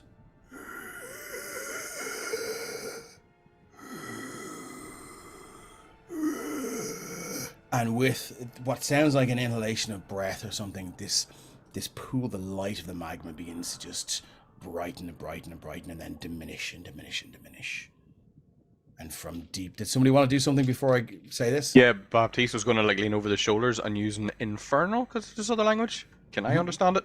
Nope. Does anyone speak Undercommon? No, I don't Or think Deep so. Speech? No, I have okay, common. I have a Linux. And, hey, I'm going to cast protection from energy on myself against fire damage. Just in case. How long does that last? Up to an hour. Okay, cool. So you're going to cast protection from energy. And what does that look like with Dr. Uid? Is it more of a plant-like thing? Do vines and twigs and things surround you, or? I have little flowers grow out of the grass that's all over me, and the flowers bloom, and they have tiny little fire extinguishers in them. Love it. Okay, cool. Oh yeah, Tyrion Shadowbane, I showed him the stat block for this creature. He says, I've seen the future and it's bleak, it's bright, more so. So as you do that and these flowers just begin to sprout upon your body, you hear from deep down in that lava pool. Have you come to make an offering?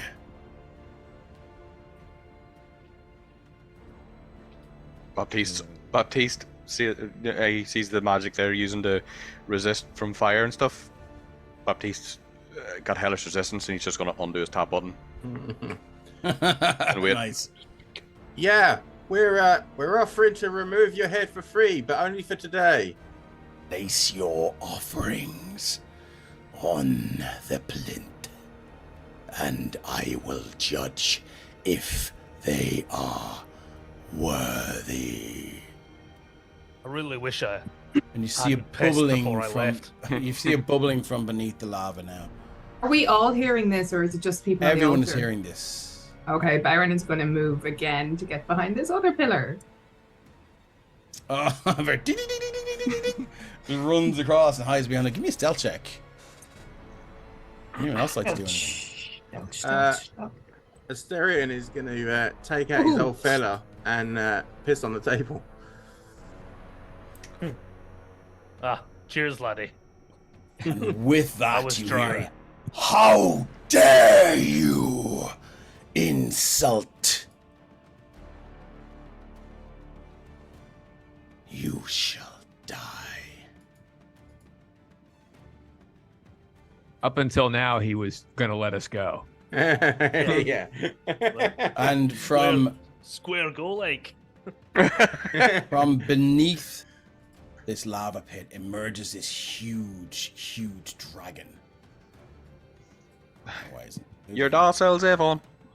And it just takes wing, and as he emerges from this pool of lava, this molten rock, as its wings unfurl, this massive giant 20-foot wingspan, 25, almost 30 feet as you look at now, as he stretches the wings, and lava flies everywhere. I need everyone to make a dexterity saving throw, please. DC 18, as this molten rock shoots across the chamber.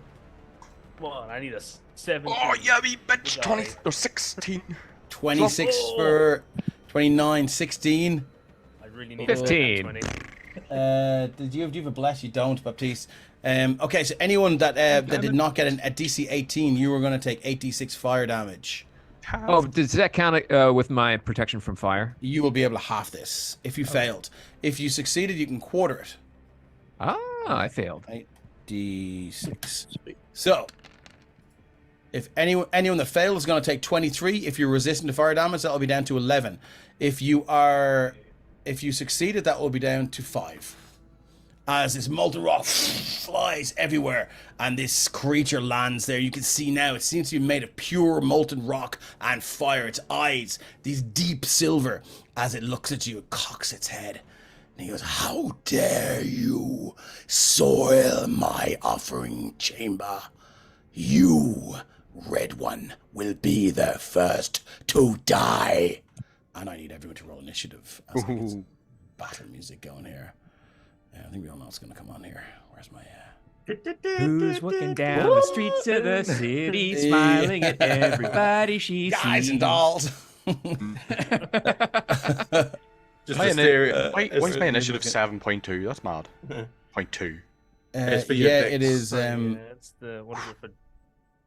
I have 16 plus 3, 19. Oh, okay, Clash of Kings. There we go. That'll have to do. Just Asterion's up on the platform doing the "Hello, my baby. Hello, my honey." With a top hat. And the Yeah. And Baron is just regretting all her life choices that decided to team up with this band of messers. She's like, "What did I do this for? I'm gonna get killed by a big fiery dragon because he wanted to piss on an old." Back in there now. I mean, Asterion, in his defense, he's not a messer. He's just very much willing to die to something greater than him. Where's my battle music gone? There we go. Battle If you want my body, And Yeah, you think got it's it. sexy. you have to do. Oh, let's it. go Oh. skirmish, I think. What if I want your body, but I don't think you're sexy? Then you're a necromancer. Well, yeah, that's on the B Okay. side. Hey. Choose your own Rod Stewart Then you song. you need greater self-esteem. Wake up, Very dragon. good. there's Everyone click their something I token got and they should be on the to turn order. I'm not say seeing to anyone on the you. turn order yet. Why? I did. Sorry. Can you guys see yourselves in the turn order? No. No. No. Oh, there we Oh, go. yes. It's clicking in now. I can now. Lovely. And I'm going Maybe to add waste that nap. this bad boy in here. It's clobbering Sorry, time. Where do we click? Where do we click? Our token. So click your token and then click up the top left. It's clobbering time. Oh, for fuck's sake, lads!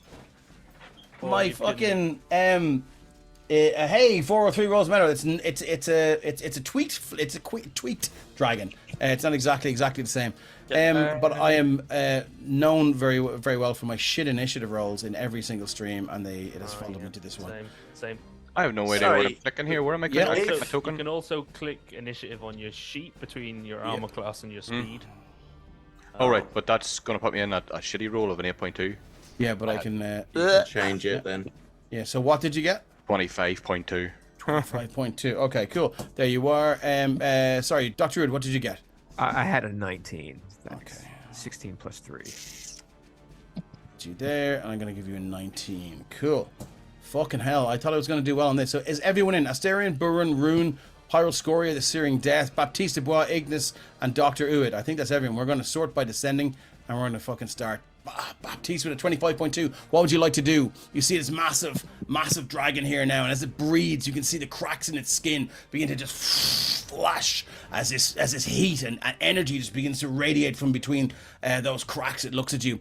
Its eyes firmly trained on Asterion. Murder in those eyes. What would you like to do? I'm focusing everything I'm going to do on dodging until I get toe to toe with him. So you're going to do the dodge action. Yeah, and I'm going to walk. Where's 30 feet? Snap. Whoop. Zip. There's 30 feet down. Okay, cool. That's it for you. I'm dragging my sword behind me through the dirt, and I'm just saying at a nice whisper, I've never tasted dragon before. You will taste death, little one. Asterion. Okay. You haven't, but Ignis's father has. Oh. I'm going to step to the edge of the platform, so I'm that little bit higher up. And I'm just going to be like, bring it, big boy, as I crack into a rage as well. Now I need to roll 2d8s. Let's get fun. Let's get freaky. So what's happening? You're going to roll 2d8. Because when I rage, my wild magic decides to do its thing. But as we are now level 15, I actually get to pick which of the two that I can use. Okay. So I'm just looking. So you grow 14 boobs on your back. Shit, I'm a cat. So what do we get? 3 and They're for cooling. They're all for cooling. They're aerodynamic. Meow over there. Areola dynamic. Areola They got Grande. machine guns. We'll be right back with more sniglets after this. Yeah. Okay, cool. So you're rolling 2d8, which is 11. What does that do for you? It's not gonna actually do anything. So on an 8 is the one I'm picking. I will roll it into chat for you. But essentially, a bolt of lightning shoots from your chest. Another creature of your choice that you can see within 30 feet of you must succeed on a con save throw or take 1d6 radiant damage and be blinded to the start of the next turn. As it's he's not close enough, that's not going to hit him. But I'm still there and waiting for him. All right, cool. Moving on, Dr. Uid, what have you got? You are quite the way away. Here's my question. Was did my invisibility wear off when I was hit by the lava and took damage? No. You have to make an attack or an attack roll or okay, so I wasn't visibilized by my screaming and bleeding. You were probably audibleized, but no, it you just says spell ends for a target that attacks or casts a spell. Yeah, if you as long as you don't do anything until you do something, you're Casper. Yeah. Check out the sponsor of tonight's stream, Audibleize. Well, you know what? If I'm still invisible and he can't, and he hasn't seen me or can't detect me, I'm gonna. Is there anything up on these steps that we were? Is that where he was, or is there something else up there? So the steps where the guys are here. No, up on the north side of the map. On the north side of the map, yeah. That looks to be a giant-sized throne. There are steps up to it, and you can see now there's these perfectly square flagstones there, but the heat and the light from whatever lava resides beneath is just shining through, almost like Hellraiser when the white light just kind of shines through the dust as the satellites appear. Holy shit! Though, how much movement have you got? No, I'm just trying to see. Oh, sorry. Okay, yeah. I'm just. Okay. That's all right. Sorry, I'm so tiny on this map. Okay, so I'm gonna try to just move as fast as I can to get up towards that throne. Okay, and, cool. And that way I can attack him from behind when I'm. Okay, cool. Once he starts killing everybody. Yeah, cool. I mean, if you wild shape into a flying creature, you might be able to go further. But that's up to you. But if you just want to use your Dr. Uid legs, yeah, we'll say that you get to there. Oh, your Dr. Uid legs. You know, I'm gonna use my Dr. Uid legs on this round and check out some new stuff that I have and turn it over to the next turn, please. Yeah, cool. And so because you're level 15, the CR of the creature goes right up. Cool. Moving on, Burin, what would you like to do? You're currently hidden. Okay, I do have line of sight on him though, don't I? You do, yeah. Just about. Okay, cool. So I'm gonna bonus action steady aim to not Yep. move and get advantage as I shoot him with an arrow. Roll to hit, my friend. It's Under the- 35 to 100%. hit. A 35 to hit. Does Yeah. it hit? That unfortunately it doesn't. Yeah, of course it hits. 35. The arrow shoots through, sails through the air for 5 piercing. 5 piercing. And then I'm going to use an extra attack but it's only at normal, so not advantage. So here we go. So that's a 16 to hit. 16 will not hit. Unless it doesn't. Let me just check something really fast. Sorry about this. Yeah, that's okay. I think my magic arrows. Whenever you fire a non-magical arrow from a short bow or longbow, you can make it magical for the purpose of overcoming resistance and immunity to non-magical attacks and damage. The magic fades from the arrow immediately after it hits or misses the target. So, can I use that to make that a hit? I don't think I can. No. Okay, cool. So that misses. Moving and on, that's yeah. Baron's turn. Okay, it's cool. So the arrow just shoots through. Forgot. Thanks. Actions dodge. So you shot from a hidden position and you hit with advantage. So does not mean you get sneak attack. It does. Oh, it does. Yeah, Yes, Let's roll that sorry. sneak attack. 14. Attack. Tyrion shot up 14. It's okay, cool. 14 points of damage. So another 14. Yeah, as this arrow shoots through the air, this dimly lit chamber, and sinks deep into one of the cracks. It's rearing its neck and looking around. It just and you can see now as the arrow shoots in, it just begins almost like you've just set some touch paper on fire as it goes in and goes. But you can see it kind of reacts to it. It's like. It bends its neck and it looks. There you are. You've used your bonus action, so I don't think you can hide. Nope. Okay. It sees you kind of nipping around there. Okay, moving on. Ignis, what'd you like to do? So Ignis is ecstatic. Finally, a dragon. Here it He's been is. searching for so long. So he'll move his 5, 10, his 30 feet up. Yep. And he'll stare at the dragon. And he'll rise to the challenge and he'll use his draconic transformation. Oh, shit. Draconic 7th level spell, bonus action to cast. With a roar, you draw on the magic of dragons to transform yourself. Taking on draconic features, you gain all of the following benefits until the spell ends. Blindsight, you have blindsight with a range of 30 feet. Within that range, blah, blah, blah, blah, blah. We all know what that does. Breath weapon, when you cast a spell as bonus action in subsequent turns, you can exhale shimmering energy in a 60-foot cone. Each creature in the area must make a dex saving throw, taking 68 force damage on a failed save, or half as much damage on the successful one's. Wings. Incorporeal wings sprout from your back, giving you a flying speed of 60 feet. This must feel like the moment in your life. Oh, he's been waiting for this for so long. You can hear He the finally Airwolf. prove himself. Yeah. You can hear Airwolf theme tune. Yeah. Yeah. It's a map IRA says, Mommy! Assuming I measured that right, yeah, he's within the cone of force damage. Okay. No, Ma. So what do I need? What's the DC of your... I think it is 18. And the dragon bats its eyelids, and suddenly Ignis turns 15. straight into his I'm dad. going to use my inspiration to roll that again. Thank you to whoever gave me that. Here comes you. another one. Dun. Look at that, 25 is going to take half damage. So what does your cone of force energy look like? It kind of looks like a large draconic roar with a few bits of embers kind of mashing through it, because it's not fire, it's more of like an explosion of energy as he transforms. Nice. How much damage? It's It will deal 6d8. holy shit. I have to remember how to type this.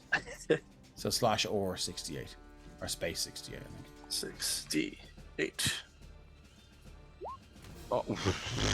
16. Holy shit, 16 points of damage. Yeah, as this cone of force just hits it, and it's swinging its neck around and just BAM! Is this cone of force visible?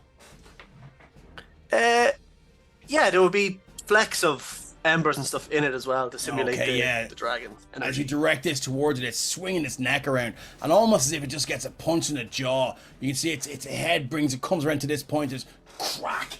It's like, and it looks at you, And is that it for your round? That's a bonus action. Holy shit. Okay. So But wait, As- there's more. there's Thanks, more. Adventurers Anonymous. First time chat. Thanks for tuning in. Sorry. As Aaron. an action, so unfortunately, if he casts another spell, it has to be a cantrip. He Okay. will unleash a firebolt at the dragon.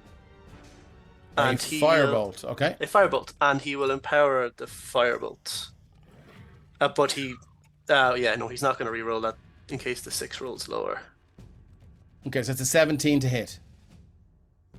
Oh yeah, sorry, that's the hit. Oh, I'll use my inspiration, can I? Yeah, of course you can. Yeah, you can roll again. That's roll again. You can roll again. Can I add bless to this as well? Of course you can. Aye, sweet. Yeah, throw in a D4 there. Ignis, the only one who got blessed tonight. 29 to hit plus 4. 33 to hit is a definite hit. 16 points of fire damage. You just see, yeah, as this fireball shoots through, and you can just see he just turns his gaping maw and opens his huge jaws and just swallows it whole and goes, tasty. Doesn't seem to have taken any damage. Did you change the type of damage from fire? No, but if he's Nuclear. if he's immune, if he's resistant to it, he'd take full. But if he's immune, He's immune to fire damage. Well, that's good You to can know. see. Yeah, Excellent. it does no, it has no effect on him whatsoever. He just Okay. swallows it all. You heard a microwave ping. Chews a little bit, yeah. Bing. Yeah. Anything else?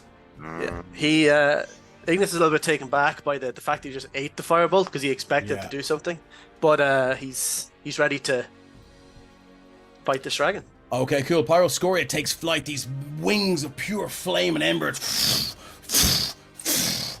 beat slowly and ponderously as it takes to the skies and flies over to about here, 20 feet above. It's going to move to about here, actually 20 feet above. And we're going to go for the first little naughty here. So we're going to go do a First little... person in front of me's about to die. yes, sir. So fire incarnate. So let's just go with the fire breath. Boop. The dragon exhales fire in a 60-foot cone. Each creature is going to take 18 d6 fire damage. Can I get that in a waffle cone? Or half damage on a successful DC 18 dexterity check. Each creature is also that in that area was also succeeding a DC 16 wisdom saving throw or go on a rampage for a minute. A rampaging creature must attack the nearest living creature or smash some object smaller than itself if no creature can be reached with a single move. A rampaging creature repeats the saving throw the end of each of its turns. So first off, I need a DC 18. Oh, I did a dex save. I got 21. beacon of hope here. What's going on? With that? I clicked it Okay, instead cool, no of- worries. Yeah, never mind. So who made that DC 18? I I'm did. gonna roll. I assume Rune is caught in that. Yeah, I'm going to draw that out for you. So yes, you definitely would be. Well, with me focusing on dodge, I obviously think this is an area of effect. I can't do anything other than... It's area of effect, Yeah. yeah. So everyone here. So Baptiste, Asterion, Ignis, and Rune, you're gonna feel the brunt of this 17. as this thing opens its jaws and this red hot, white hot, just cone of fire, just and it almost comes out in bursts as you feel this thing is just exhaling this fire through bursts of laughter as they come out. And so I'm gonna click that. So what are we? 18d6. I'm definitely gonna have to use a chat command for this. What was the DC on it? 18 dexterity Bollocks. saving throw slash. Is it Roll only 18. a wisdom save on a failure of the deck? I'll tell you now. So there's 18d6 for you. It's gonna be 54. Look at all those ones. 54 points of damage on a failed save. So that's 27 on a successful. What is it? Right? So 20 54. Yeah, 27. 27. Perfect. On a successful save, yeah. And let me just look at this. Each creature in the area must also succeed in a DC 16 wisdom saving throw or go on a rampage. So I need a DC 16 wisdom saving throw. Baptiste, Everyone in the area. What? Oh, he's next gibberish. to the barbarian, and the fucking fighter's got A it. 13? Wiz. 13, you failed. You're going to have to attack the nearest person. We're just gonna slap each other. for it. Let's go. Let's go. I had half of that damage too for Yeah. resistance to fire. Okay, cool. I don't have 9. resistance to fist. Rune, you failed the wisdom saving throw as well. Yeah, rampage. Penny Dragon Games wants to know, does anyone have evasion? Yes. No, I think I do. Do I not? From. Are you level 7, Rogue? That's a, No, that, no, that's no, no. evasion. No, you don't. Five. Okay, cool. So who? So yeah, I trust you're all totting away the damage there. So that was his action. That will recharge on a thing. Let me just see if he's a couple of legendary actions as well. So we'll see what happens. Like that time he got really fucked up in college. I've never seen anybody drink that much. Oh my god. Okay, cool. Adventure Anonymous wants to know, is anyone of Shield Master? Any spellcaster got absorb elements to soak that damage? All the chatter getting in here. I love it. Okay, cool. So let me just see what Pyroscorias do. Yes, it's this massive breath weapon. Just you can feel your skin begin to blister, and you just throw your shields up, your armor, whatever you have, and it's not enough as you feel this intense pain and flash of heat as it just begins to melt your flesh. Is it within 15 feet of its thing? It is. It's going to use a bonus action to do lava splash. If Pyroscoria, the searing jet, is within 15 feet of its lava pool, it may use its bonus action to whip its tail into the lava and send molten rock hurtling in any direction to a point it can see. As the molten rock hits the ground, it cools into a series of jagged spikes in a 10-foot radius. The area becomes difficult terrain, and when a creature moves into or within the area, it takes 2d4 piercing damage for every 5 feet it travels. This bonus action recharges in a 6 and a d6. So it is going to do a 10-foot radius. I'm going to draw a square here. I completely forgot about uncanny dodge, but You can use it now if you want to. it would only mean quarter the damage, which is what. So it's 27, 54, so 27, quarter would be 26, 13. It's going to go here. So that'll be 5, 10. So that's it. No, that's it. So it'll be that, won't it? That's right, isn't it? And on. Yeah, that's a 10-foot radius, isn't it? No, Yep. no. Is it? Oh, yeah. Yeah, first and center. Cool. Yeah. Yep. All right, cool. So so Pyroscoria just whips its tail into the lava and just splashes this molten rock. It lands and just forms into these spikes. And the area around you now is difficult terrain. Your movement is halved, and you take 2d4 piercing damage for every 5 feet you travel to get out of there. And that is all it's going to do. Actually, it's going to use the rest of its movement to land on this rock here, and it looks at you expectantly, Ignis, and he goes, "You should have made the offering." Moving on, Rune, what would you like to do? Now I have to make, and I have to attack the nearest creature. Right, I went mad with murderous rage. Now, how does that work with? Can I use a bonus action for something else, or is my turn taken up with? So I just do an attack. let's go back up here. I'm just going to throw it back into the chat again. Give me 1 sec. Fire breath. Must attack the nearest living creature or smash some object smaller than itself. Punches himself If no creature can be reached. If no So creature- I'm going to say if you use your action to smash the creature, if you have reactions or bonus actions, I'm going to say you can use them. Okay, I'm gonna. It's just like you stubbed your toe in a fucking, in a Lego castle. Yeah. How do we end the rampage? You can make another saving throw Oh yeah, at the end. at the end of your turn. DC 16 wisdom saving throw. Okay. For that then, because it's what he was planning to do, but I think he's gonna invoke this anyway. He's gonna use one usage of his. He's gonna invoke the storm rune, the rune of the storm giant, and it will. Where have I got it now? It wouldn't let me add it to roll 20 for some reason. Okay, so bonus action, enter a prophetic state for 1 minute or until he's incapacitated. Until the state ends, when you or another creature you can see within 60 feet of you makes an attack roll, saving throw, or ability check, you can use your reaction to cause the roll to have advantage or disadvantage. Okay. But so yeah, just while he's gonna, I'll activate that. Then he is Now I must attack the nearest living creature. I assume, like, because Rune has I suppose he'll still use his movement anyway. But before he moves, Asterion is within reach of the Dwarven Thrower. He sure is, yeah. So I think he's instinctively gonna. Yes. You're gonna does he lob that make motherfucker right at him. Yeah. Now, does he makes a single attack, or does he make all 3 of his extra attacks? Let's look at it again. Must attack the nearest living creature or smash some object. So, I'll tell you what. Let's make a rule on this. Roll a d20. On odds, you just make 1 attack. On evens, you go hog wild. Oh.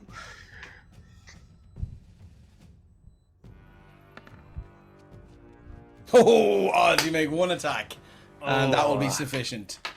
Okay, so he will do that.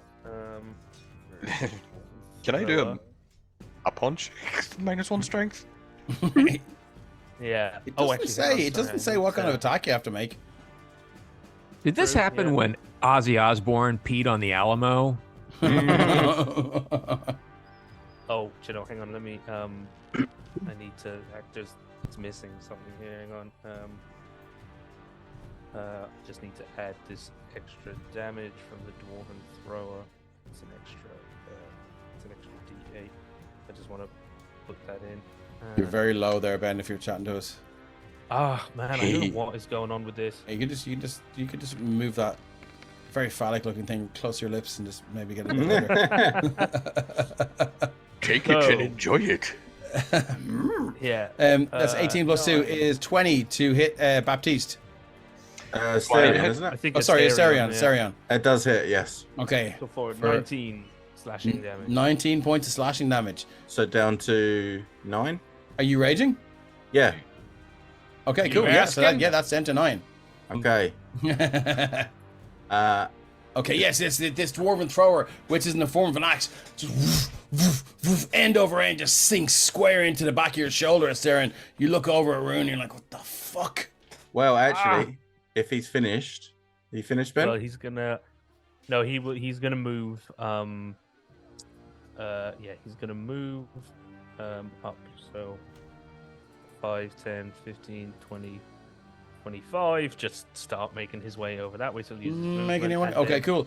Are you going to try and use a reaction? Yes. Okay, cool. What's your reaction? So D4, so a D8, and 4 is. Okay. Okay, so this is just going to change. It's going to add force damage to my sword, but it's also going to give it the light and thrown property. So your sword now emits light and has a thrown property. Yeah, my great sword.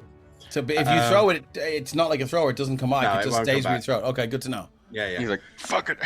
Yeah, fuck it. Let's do it. And he would just turn around to Rune and be like, "You wait your fucking turn."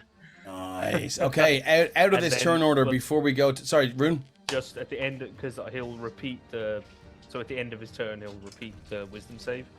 Yeah, Try and please do. Snap out. But I will use my reaction to give myself, with the storm rune, I'll Yeah. give myself advantage on this. Roll again, the wisdom throw. saving throw. I think Rune also takes damage because they walk through the fire pit thing, Oh yes. Is the that- lava thing. That's 8. It's 8. Yeah, you're going to take 2d4 points of damage for every 5 feet. So how many feet did you move? Oh, he moved what? He had to go. Just that across square it. there. I think he moved 4 at least because he was here. I think, or here. I mean, we can say that you Would have had we to can- have gone I mean, around. yeah, so you're going to take, what is it, 2d4? You're going to take 84 1, 2, points 3, of damage. 4. Yeah, 4 squares. Or he moved. He moved 15 feet. 'cause Yeah, he's so still you're going to take getting another 24 points of damage. there. Okay. And as you do that, Pyroscoria is going to use one of its legendary actions to cast a spell. And it looks square at Ignis and it's going to cast. Machine gun nibbles. If only I had that with my 18 nipples on my back that I've just got. Round of Madness. I've Salvo. thrown the description into the chat. If you don't see the description, it's probably because you have a laggy browser. Doodle-doodle-doo. Laggy browser. What level of spell is this? It's second level spell. Oh well, Ignis will simply burn the spell out of his hands or his maw with a counterspell. Nice. Okay. So you just see this crown of iron begin to just form above you. You look, cast your eyes aloft. You see this thing begin to operate in the sky right above you and just begin to descend, and you just raise your hand and crunch it out of existence. Its head cocks and goes, "Ah, good to know your measure." And that's all it's going to do. That's one legendary action burned. It is 2 more. Moving on. Baptiste. Right, I have to hit him. So my action, I'm going to use a bonus action and slap Asterion in the leg, like ineffectively because I've got a -1 to my strength. Ah, fuck off. Yeah, okay. And he'll go, ah. And I'm going to use. He's going to give him a rasher. Yeah, just get the fucking dead. God damn it, boy. God damn it, Bobby. Okay. And I'm going to cast. I'm going to cast Beacon of Hope. Okay. So who is within, what is that, 30 feet of me? Yep. Anybody within 30 feet. 30, Just us, looks. I think. Yeah. No, hang on. 30 feet goes away up to you, up over there. Mm-hmm. So I'll Baron, I think. put it in the chat there. So everybody has advantage on Wisdom saving throws and Death saving throws, and any healing you get from any healing is maxed. Yeah. Healer in the party would be great. Whoa. Cool. That's nice. All right, that's a nice. And what does that look like? Do you? Like a speaker vibrating. Everybody Nice. has that coming off their clothes or their cloaks. Okay. That's Nice. fucking awesome. Like, yeah, cool. All right, is that it for Baptiste? Have you got bonus action? You want to get some bardic inspiration? Well, or- that was my slap. Was my bonus action. Oh, okay, of course. Yeah, cool. I'm going to get away from him and move. Mazzelu in the software and just nods his head at the Beacon of Hope as well, by the way. Yeah. It's a And- great one. I'm gonna slide. Is this a divot in the Yeah. like here? Why not? Yeah. Yeah. So Baptiste's gonna slide across and get his ass down and try and get into half cover. Okay, get you Asthmaz. that's- You're that's going to a- get your ass to my 444 points of damage as you walk through those spikes. 44. Yay! You're going to take 13 points of damage as that hardened molten rock just jags into your legs and spikes you as you walk through. Anything else you'd like to do? Cry. Cry, no problem. You spend your free action to cry. Moving on then, Asterion, what would you like to do? Does Were you Baptiste affected? do his Do you, save? do you want us to make a saving throw? Oh yes, I didn't do that. The end of sorry. your turn, yeah. Wisdom saving throw, which is advantage. So 1 roll. DC Oh, there we go. 16. There's an 18. Okay, you I'll break give it the free, old. and you are now immune to that effect for 24 hours. You'll still take the damage if it breathes fire on you, but you'll be immune to that wisdom saving throw effect. So, moving on, Asterion, what have you got? Well, as Ruin is the only one next to me now, I guess he's going to take this greatsword to the head, hopefully. Oh shit! Okay, you're going full on Come the on. fucking 16 to hit on Rune. The 16 hit. 16 does not hit. Would a 20 hit if you went reckless? That was like the digital titty nip. Go ahead. Actually, there is an Go for it. argument. His AC is 26. Oh shit! Okay. Jesus Holy Christ. fuck, man! What the He's fuck? just like a ball of. All of his magic items are like just apart from the dwarven throw. Wow! Plus AC 1 armor, 26. plus 2 shield, a +1 Oh my ring God. of protection, and a cloak of protection. I don't have He's any just- of that. He's I trying to get retire, 30. man. He's like, I gotta get. Okay, you know, so it's not quick. Thanks See- for sorry, just 1 sec. Thanks for dropping in, Artie Chick. We're all doing good. This is a level 15 adventure, and they're fighting the BBEG, which is a tweaked flame dragon. Sorry, Ryan, go ahead. no worries. So, seeing that the sword did absolutely nothing to his armor, can I just either pick him up or just punt him into the lava? Fuck me.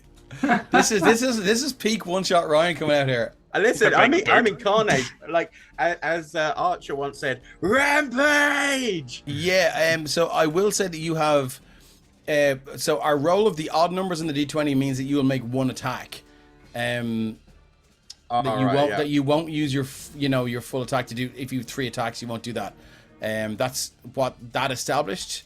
If you want to be that guy, you can certainly you can use your bonus action to do something, or I don't have much on my bonus action I can do.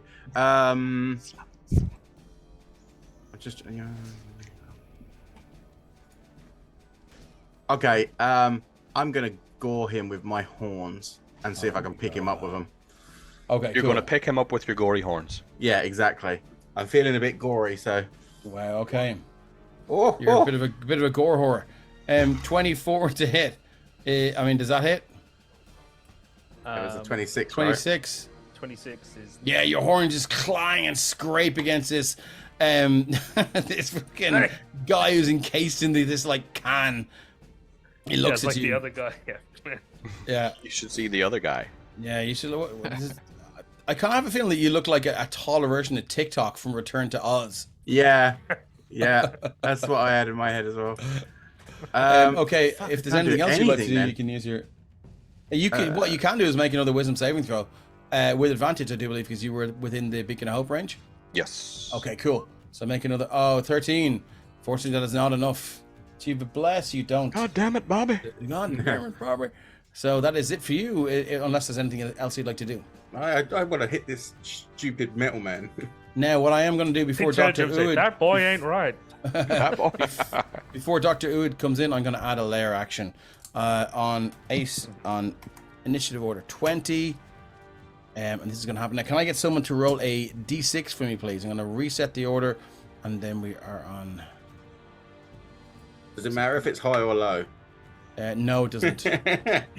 I won't So roll what it. did you roll? Does somebody want to roll d6? I could roll 2 3-sideds. Yeah, whatever you like. That just means you won't get a 1. Go for it. Yeah. 2 plus 2 is 4. Quick maths. Okay, cool. Why is this gone all weird on my fucking thing here? Let me just look at my phone, see if it's any better. I need to base something in there. Pretty cool. Just as a quick note while you're working it out, Dave, we need 39 more followers to get our 1,000 followers on Twitch. So tell your friends, get them in. Tell We your friends, appreciate bring your everyone. family. There's a barbecue at the end of the month. There we go. And it's on Baptiste, just in case. Yeah, on me. on me. Yeah, on him. Literally on him. Baptiste for the lads. Cool. To get 50 more followers, I take the pants off. Okay, cool. What did you roll for the d6? Did somebody roll this? Yes, it was a 4. A 4. Okay, cool. Number 4. So we have Pyroclastic Cloud. Let me just drag this in for you. Pyroclastic Cloud. I can't help but feel I'm somehow responsible for this. You absolutely are. Paste. Here we go. Boom. Pyroclastic cloud. Volcanic gases form a cloud in a 20-foot radius sphere centered on a point the dragon can see within 120 feet of it. The sphere spreads around corners and the area is lightly obscured. It lasts until an initiative count 20 in the next round. Each creature starts its turn must make a DC 18 con save or take 86 poison damage and be poisoned until the end of its next turn. So I'm going to do a 20-foot radius sphere. Let's draw a shape. Ellipse. So we're probably gonna. I think it's just gonna get everyone here. God damn it, Bobby. So I need a DC 18 con save, please. As it just this volcanic gases just ooze out of the ground. 27, 20, Thanks. 17 plus 3, 20. 20. 20, 17 plus 3. Fuck me! Look at all these fucking saves. Holy shit! Dave, since this is like it's a kind of a poisonous effect, would that be a con save against poison? It would. Oh, so advantage on that, and then he's a resistance to poison damage. So it's Holy shit! Okay, you're very low. Just get right on top of that mic. Just give it a kiss. 20. Yeah, what the fuck, man? That's all right. You just need to be right on it. First time chat. Sevu 7. Tree grow or Negro? Wow. Okay. I should not have read that out. The internet, folks. Holy shit. I Oh, don't know. Maybe Yeah, he's you're- Italian. That's gone. Excuse me for reading that out. It's just like Ron Burgundy. Read what you see. Holy shit. go fuck yourself, San Diego. Yeah, pretty much. Yeah. Well, okay. Sorry. So 86. That is fucking crazy. 86 points. I've been holding the piss for so long, and that's not going to help. I mean, I can get away with that one. Okay, cool. Not now. Yeah. It's 44. Holy shit! Look at all those 6s. 44 points of poison damage if you fail this. So 22, okay. That's 22 if we made the save. Yeah, 22 if you make the save. Yeah, and if you make the save and you're resistant to poison damage, that's down to 11. Wow. Okay, cool. So that is a layer action. Moving on, and you are considered poisoned. I will drop in the poison condition. Anyone who failed the save. Conditions poisoned. 131 hit points down to 66. Holy shit! You guys want to pull out the big guns here? 'Cause this thing is no joke. So poison creature, disadvantage on attack rolls and ability checks. Dr. Uid, what'd you like to do? I am going to move over to here where this obviously is some sort of rock that goes all the way to the ceiling. Yeah, right? it's a pillar like where the stalagmites and stalactites have met. Well, I'm going to hide behind the my pillar right here, and I'm going to hit the dragon with an ice storm. Oh shit! Okay, I'm going to cast it at 5th level. So, 5th level. What's the range in that fucker? It is 300 feet. Oh yeah, you're well in there. Cool. Okay. Yeah. And What does this look like? Yeah. Okay. it looks. Kevin Spacey shows up, and the dragon feels awkward. I mean, Hail of rock hard technically- ice. Oh, sorry. Technically, you are in a basement, so yeah. His natural habitat. So it pounds to the ground in a Frank 20-foot Underdog. radius. Okay, cool. 24 radius. So 40 cool, foot right. higher cylinder. So I'm going to aim it at him. Okay, cool. He does 2d8 bludgeoning damage and 4d6 cold damage on a failed save, Okay, or cool. half as much on a successful one. And then he gets another 1d8 for casting it at 5th. I don't know what burns more, this lava or Blaine. Hey, boom. Ken Burns is going to make a documentary about me. Called Blaine Burns. Okay, 5, 8, 13. Wait, so it's not 14. called Chill Blaine? Oh, Dude. 10 out of amazing. 10. 18. Fire tonight. So 24. 24 points. 24 points of damage. So it needs to make a cool. I just need to give it a what is it? Dex save? It is a failed. It is dexterity. Yes. 13. Sorry, that should be +7. So I just rolled a dex check. So it rolled, what is it? 11 + 7, 18. 18. Is that what? Is that against my dexterity or the? No, that's his dex. That's his dexterity save against your DC, and you're level 15. Have you got your DC correct? So Yes. a druid is what, like +5 proficiency? Oh, a plus- spell save DC is 17. Sorry. Is that right? Yes. So Yeah, it's 8 plus proficiency plus the stat, whatever. so what's your wisdom stat? My wisdom is 19, so it's a +4. +4 + 8 17. plus 5. Yeah, okay, cool. That's 17. Yeah, cool. All right, cool. So it rolled a. Yeah, it made it. So cool. So it's going to take half that. So it's 22 points of damage. Yeah, as this ice storm rains down from the ceiling, and you can see its wings trying to buffet it away, and these shards of ice just hit it with this intense energy, and you just see as the ice meets its wings, this cloud of steam and moisture just kind of like flow out of it and rise to the heavens as it looks at you, and it's like, that stung. Anything else you'd like to do? Oh, I'm going to sort of disappear into my my cubby hole and come up with a sophisticated retort. You're a wizard, But I'm Harry. going to stay behind this rock a little bit. I'm Okay, also cool. I'm going to get ready to do some stuff next. No worries. Next Moving up round, watch me work. yeah. Moving up to Burin.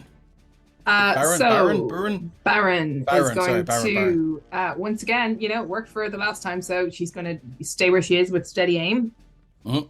And this time, when she loads an arrow in, she is using her beguiling arrow, which I'll throw into the Beguiling chat. arrow. Yes. Okay. This arrow comes flying at you. Ooh. Aye. So the arrow is containing enchantment magic, which causes it to temporarily beguile its target.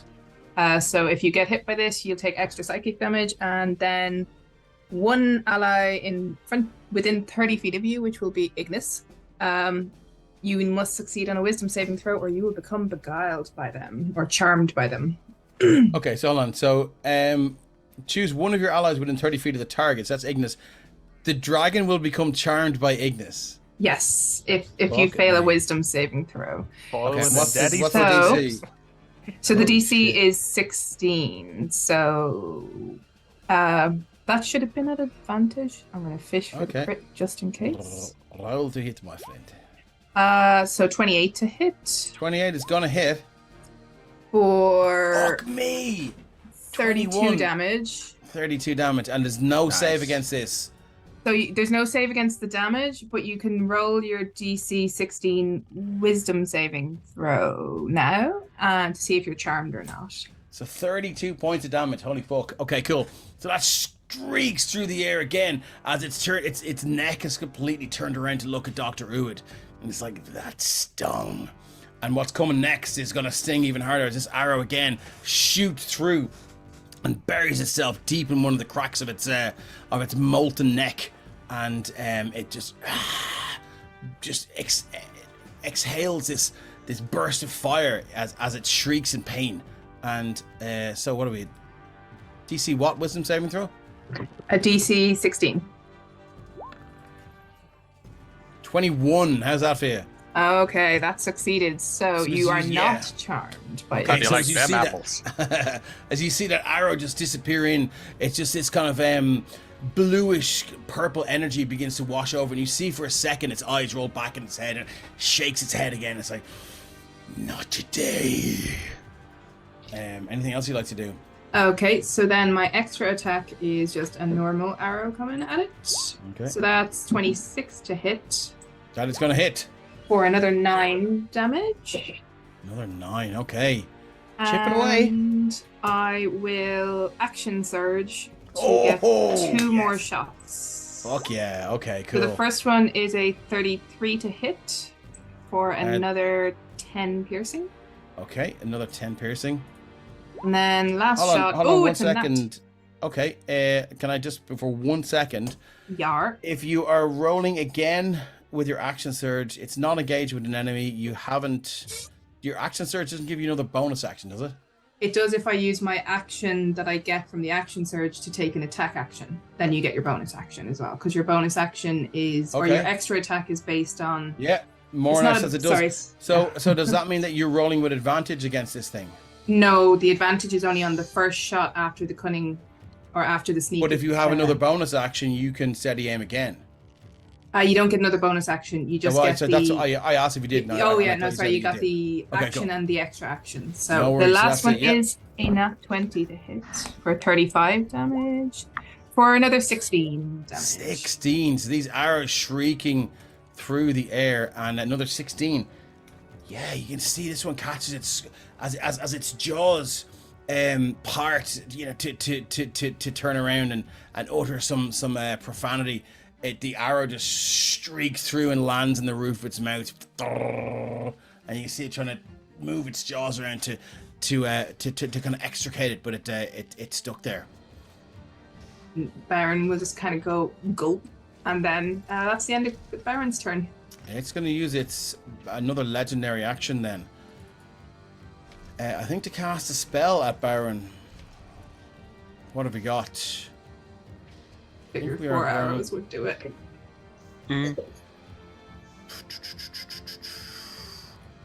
So you've used your movement to move behind there. So you're So I didn't move, but I suppose I'm kind of.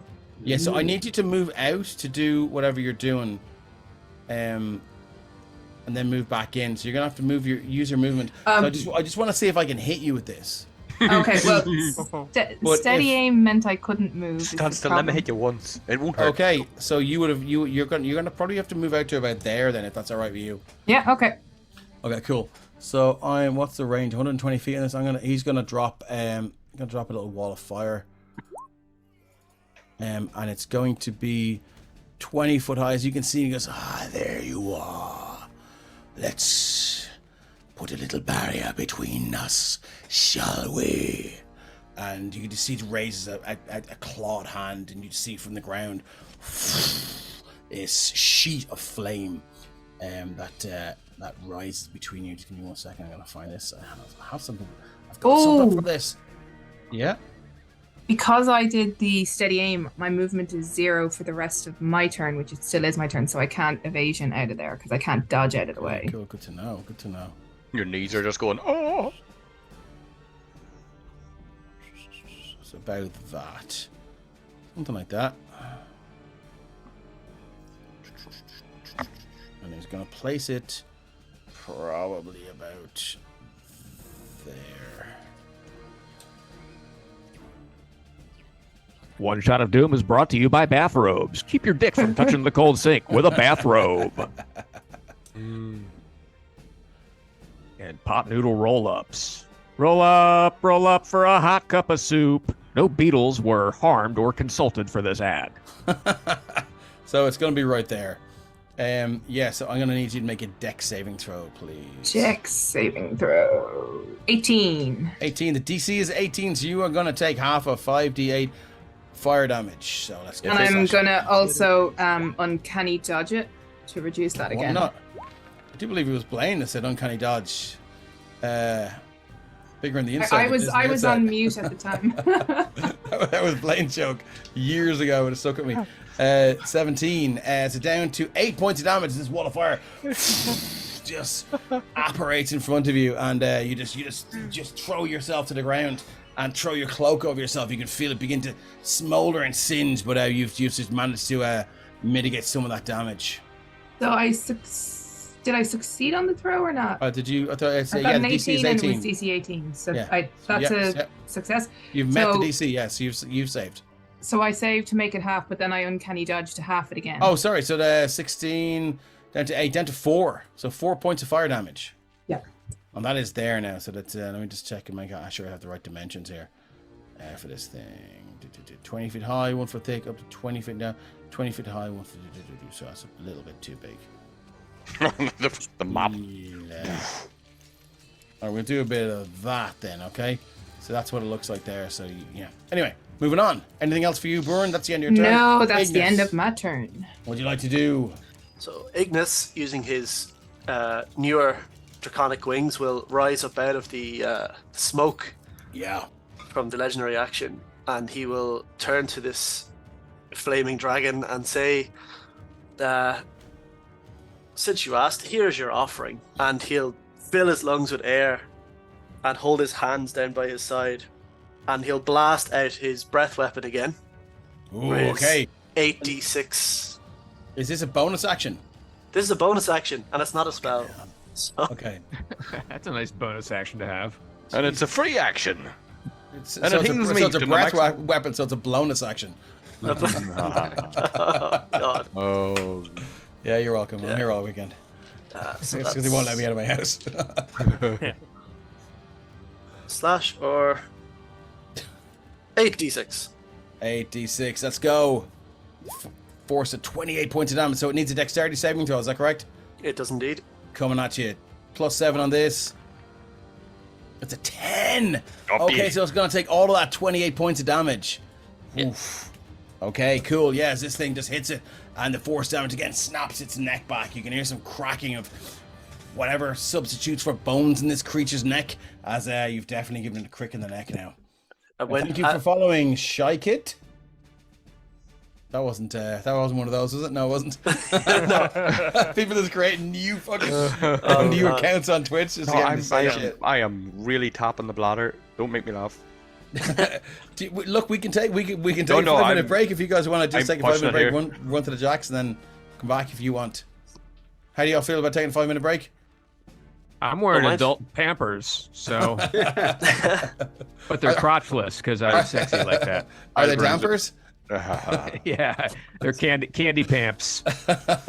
Let me know. So, what's the consensus? 5-minute break or God, keep going? I'm okay. I mean, I don't mind. Keep going. that. Okay, cool. Yeah. No worries. All right, so we keep moving. So that's anything. So that was your bonus action, Ignis? That's bonus action, yeah. Okay, shit. What have we got here? I think As Ignis he- is going to be the fucking MVP here. We'll see. As he reels back from being hit by the roar, he'll raise both his hands up into the air, and pillars of fire will start exploding out from in front of Ignis towards the dragon. But just as they get close, they will be transmuted from fire into thunder damage instead. Oh, okay.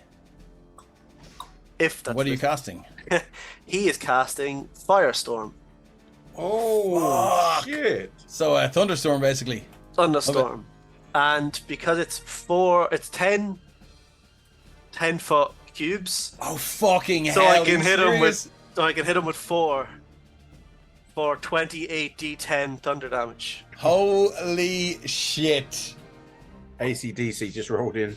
Oh my Dean, god. I think you might be able to go piss. Because My I fucking think you bonfire missed Scott. it. Maybe kill this guy. You reckon that's gonna kill him? Hopeful. Yeah. I'm glad I gave him this much fucking hit points, especially with Aaron. Angus Young, what do you mean? I'll be honest, I thought I was making a really balanced like blaster, and then I was building it, I was like, oh, I could do this and this. Yeah, So yeah. there's your damage roll. No, there's Oh my fucking hell. So how many dex saves does he need to make? Does he get like 4? Is it? I think you just have to make the one, right? Or do you want to do this? You're I gonna think it's- cry yourself let's- to sleep. It's Let's put the Firestorm. It's 4 pillars of fire, isn't it? So he gets to dodge each one of them. Yeah. So let's just divide that by 4. So let's go. Yeah. What the fuck is that? Okay. Oh, so you're doing it that way. Cool. Yeah, just have to. So Yeah, let's have to let's put it give into him. the. Okay, so let's give him a dex saving throw. Bop. 2. 13. I am going to legendary resistance that, and I'm going to half that to 20. So it takes 20 points of thunder damage. Second one. Oh, sorry, I was just putting the spell description in the chat. My cat takes a lot I of can fun. do it like that though. I can roll it 4 times instead if you want. Well, Yeah, actually, would that I was would doing you? there 169 divided by 4 actually happens to be 42, so Okay, Oh, I mean, well, that's Jesus, perfect. yeah. close enough. Okay, cool. So I'll just do like cool 442s then. So that I is didn't one figure of that its. out. I mean, So it's got 3 legendary resistances. It's used 1. Here per day. Here comes the second dex saving throw. 23 is going to make that. So that's another 20 points of damage. Or 21? 20? Minus 21. Okay, cool. it was- Fucking hell. Third one. Here comes dex saving throw. 10. It's going to take this. So it's going to take 41. It's not that close to dead then. No, it's still well into triple digits. And then it's going to do another one. Triple digits. It's just multiples of 3. Fucking hell.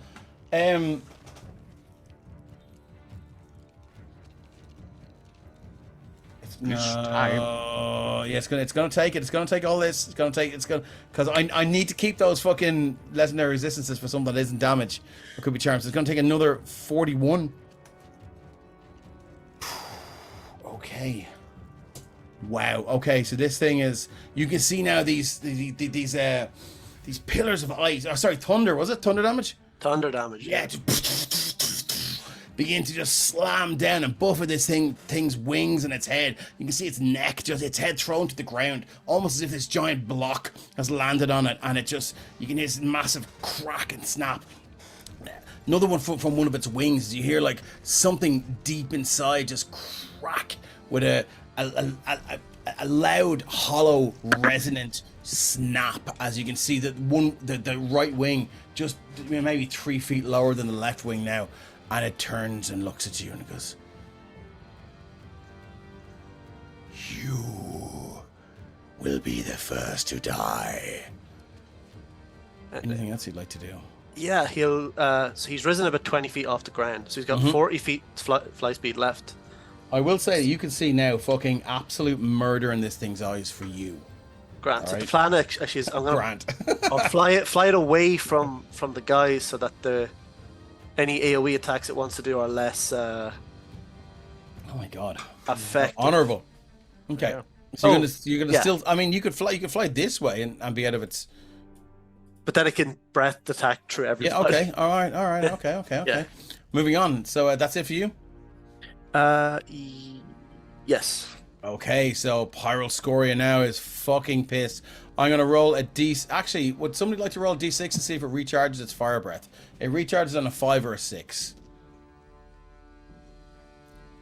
Ignis, actually, you can do that's it. No, 2. So it doesn't recharge its. Sorry, that's a frightful presence. It's not going to use that. It doesn't recharge its fire breath. So what I'm going to do is it's coming straight at you. I'm coming for you, baby.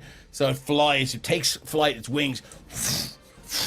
And as the downdraft from these wings hits the lava pool, you see them it flares to life now as it consumes that oxygen from the down blast of the wings, and it flies over and it goes, "Now is your time. You have become the offering." And it is going to go bite. So it's going to use its multi-attack. It's not going to use its frightful presence because it doesn't give a fuck. It's just going to make 1 bite, 2 claw. So bite. That is a 20 to hit. Ignis will, from his ring of spell storing, will pop out a shield spell. No! Oh, what does that look like? So this thing flies over. Its massive jaws just go to clamp down on you. As it's kind of similar to the force damage he's been emitting from his roars. He kind of bellows it out, and it creates more of like a barrier. The dragon impacts it. Okay, that'll bring his AC to 24 for the remainder of the turn. 24 as the jaws clamp down. You can see now this bubble of force energy in the claws. The jaws go, and you can see it sizzle and begin to just crack. These hairline fractures appearing on this ball of force energy, but it holds still and holds true. You look up, and it just retracts its head, and you see it readies a claw attack now to try and slash your face off. John Travolta in the back. I love that film. Yep. Yeah, 20 to hit is a miss. Isn't that right? You're 24? 24, yeah. Yes. Just again, his claw screeches across this force energy and misses, and you can see he's getting really frustrated. He's like, "Ah!" And we're going to go one more claw attack. Come on, lads. Get the fuck right out of here. So 3 very ineffectual fucking attacks. Because of this shield spell, they're all scraping and slashing off this magical shield spell, this force energy, and the sparks are beginning to fly from it. And it's now in the midair, toe to toe, nose to face with you. And you can feel the heat radiating off this thing. And you're beginning to feel, I am worthy. That is all Pyroscoria, the Searing Death, can do. Moving on to Rune McClanahan. So, Rune McClanahan is going to step. Oh, you've turned into a robot, Blaine. Oh, you're back. Autobots roll out. Me? You're doing the robot thing again. Fuck. Did you fix that somehow, or like how did that work last time? Oh, you're back. Don't touch it. Don't touch it. I don't know. Maybe it's the. No, it's fine. Don't touch it. It's working. It's working. Yeah, don't I don't know. touch Maybe then it's the cable. Maybe it's the. Sounds like a dirty Jack, to be fair. Yeah. We all know a guy called Dirty Jack. So I think that should be 5, 10, 15, 20, 25. Yeah, he's gonna move up. Sorry, not 5. Actually, I think he can get. Are these guys in the air fighting? Yeah, they're 20 feet. We're 20 feet in the air. Yeah. So But yeah, he needs to get. I want to try and get out of this. No, that's too. Get that's out gone. of the That would be gone at this stage. Oh, Fuck, okay. fuck. Then he just needs to get.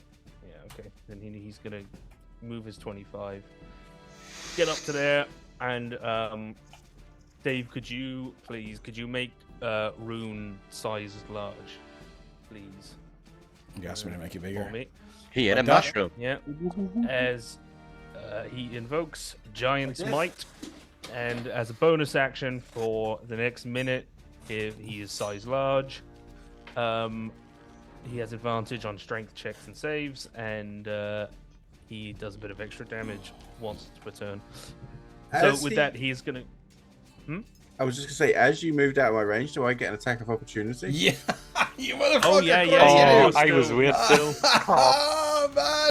You motherfucker. So Asterion knows that he's not hitting him, so I just want to grab him and hold him there. It's a struggle, cuddle. You ain't going Come here. nowhere. You smell like Oh. strawberries. Well, we'll see. Okay, This is just like fucking. Listen, I've been put on this path. I didn't choose it. Okay. Let's So see. yeah, this is just like the worst Goodwill Hunting moment ever. It's like, it's not your fault. It's not your fault. It's not your come fault. on. As you rip him in this thing. 28. And what's your? Do you want to make a strength? Oh my god. Fuck me. Where He GG? has you. Then It's as a firm, reaction- but it's firm but tender, Rune. is. Oh He shit! I smells just like realized I just realized I did the strength check, not athletics, so it actually would have been 26. You can roll athletics if you want. No, well, it would have been that, but 26. Okay, so he is back here then. Fuck me, I was gonna run up you. Then, Oh man, this is Oh, pure no. fucking peak, Ryan. oh no, I have to do. I was put on this. I can't do anything No, I about get it. it. know, I have and you're to- doing a I fucking great agree, job, my man. I agree. I'm just wondering. No, I would have had to given it disadvantage before the result. It doesn't say that, but it just says you can cause the. Hang on, what does it say? Storm rune. Okay. Until the state ends, when you or another creature you can see within 60 feet makes an attack roll, saving throw, or ability check, you can use your reaction to cause the roll to have advantage or disadvantage. I suppose I could cause the grapple to have disadvantage, but it's already. I think we've already kind of resolved it now. So, If it's what you would have done, then absolutely.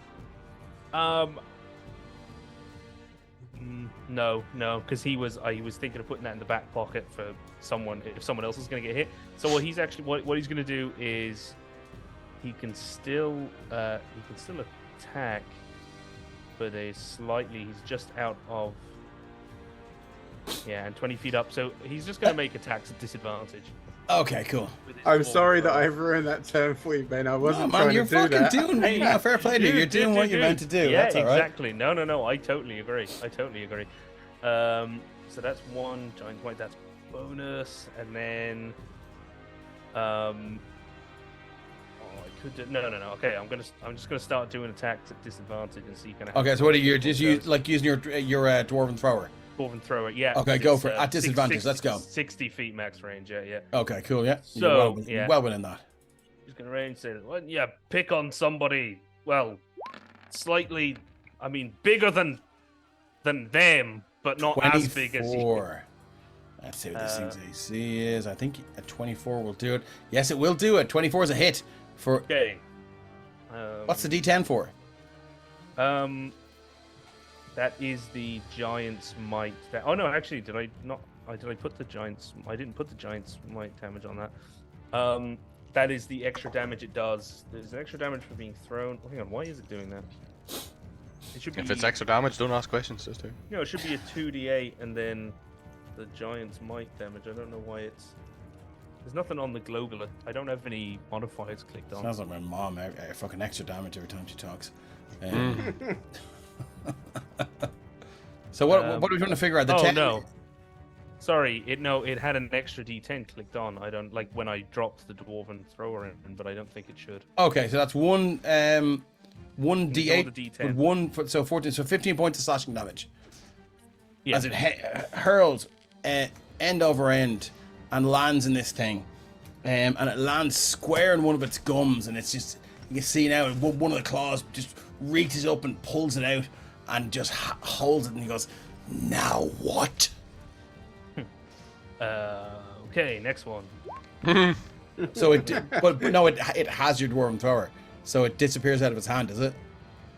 Oh, when it does the attack, it immediately. Yeah. So it comes back lands to you, in its maw, it grabs it and it goes, "Now what?" And it disappears out of its hand, back to your hand, and you throw it again. It says it flies back. Yeah, I'm gonna Nice. assume that it can. 18. Okay. 18 is not a hit. Okay, going for the third one. It's going for its third attack. 22 is a hit. Sweet, For- and that will have the giant. I didn't click on. I'll just roll. That is the one that will have the giant's might extra d8. So 15 plus 4 is 19 points. 19 points of damage. Again, this thing hurtles through the air, end over end, just cracks in. And you can see now it hits one of the dragon's eye socket. It cracks in and just fractures now. And you can see this thick red magmic liquid just begin to run down its cheek. And you can see this right eye is now ruined. And it begins to look around with its good eye, maybe considering getting the fuck out of here. Anything else you'd like to do? Do I want to do... I was going to save the action surge for when I had not disadvantage on the attacks, but I could do 3 more. You're going to go. If you're a Matt Sidger, it'll be a fraction surge. Hey, yeah, fuck it. Let's do 3 more. Let's do 3 more. 1, 2, 3. What? You're going to go 3 more disadvantage? Okay. Yeah, just... 25 is a hit. Another... crack. Another 13 points of slashing? Or 16? Yeah. That is 60. Yeah, so... That's... Okay, 3 attacks. There's a 20, a 29, and a 25. 20 misses, 29, 25 hits. Okay, so total that's 16 on the 20. So 16 and 16, so... 32. points Okay, of wow, damage. yeah. And again, it just sails through and hits it square in the snout. And you can see now it just cracks the front of its jaw, and just half its jaw is it's hanging down. And it is, it's really pissed. I'll pull out the big guns now. Anything else you'd like to do? No, that's it. Okay, we're going to Sorry, I know use... that was a bit of a No, that's all right. We're going to use a legendary action to pull out the big guns here now, guys. And it is going to... Give me 1 second. Gonna get a Corvette up on 2 wheels. Oh man, I can't wait to see this. Is so cool. It looks at you, and it goes through this broken jaw and the teeth just hanging out, and this crushed eye. It looks at you and it goes, "How dare you even think of assaulting Pyral Scoria, the searing death?" And it's going to cast. If I can do this here, if it'll come in there. Here we go. Synaptic Static. I was gonna do Oh, lads, a fucking 19? What the fuck? So its spell save DC is, I'm pretty sure it's 18. Yeah. Let me just give me 1 second. I just need to just double check that. I should have. I was gonna make him actually. I was gonna make him a Dwargar, but it didn't seem appropriate. Let's cast since that we're and just see what fighting them. happened. And I would have had psychic damage resistance, but I don't. I'm just giving you. He's not casting lightning bolt. I just want to see. Yeah, the spell save DC. Why is that coming in at 0? That's really weird. What was that? Weird. It's spell save DC is 18 anyway. So you made 19. It's So I probably think. charisma or something, is it, Dave? Yeah, it is charisma. Yeah. That hit everybody?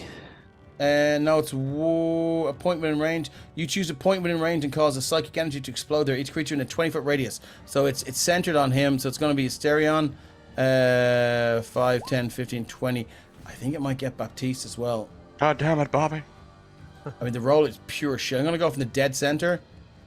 No, it's not going to get... Hold on, let me just alt this. No. Alt from the center, okay? So I think...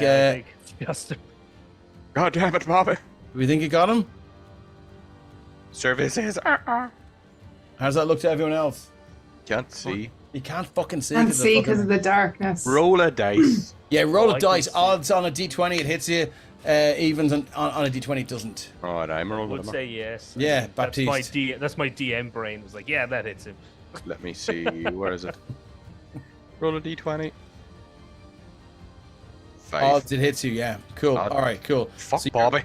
It's shit damage anyway. So it's where was it gone? 19 points of psychic damage and a DC 18 intelligence save.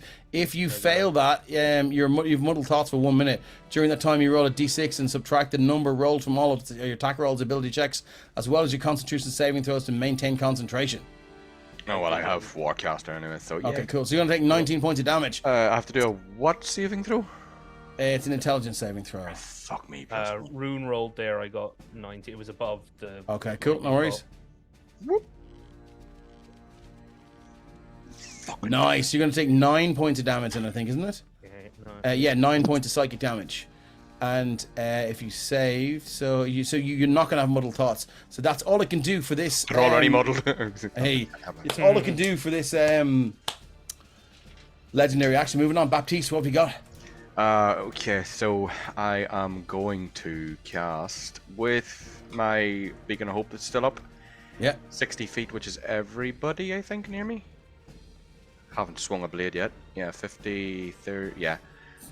Fuck it. Mass Cure Wounds.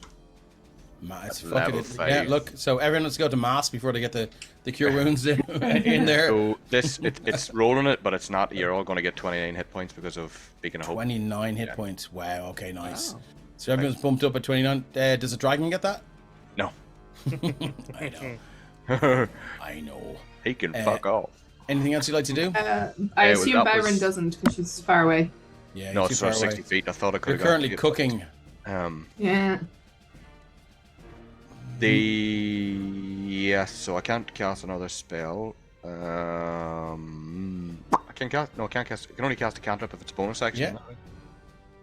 Yeah. That's action. Or you can give bardic inspiration to somebody. I can. I'm going to. I want to get close to this son of a bitch. I feel like Baptiste would give it to himself. Well, I need to give myself 29 hit points. No, that's the thing. He wouldn't. Okay. I'm going to give it to Big Bad Flyboy. You get bardic inspiration. Awesome. You've taken like less than. You've taken fuck all damage there. Okay, cool. I'm sitting over here with my ass burning.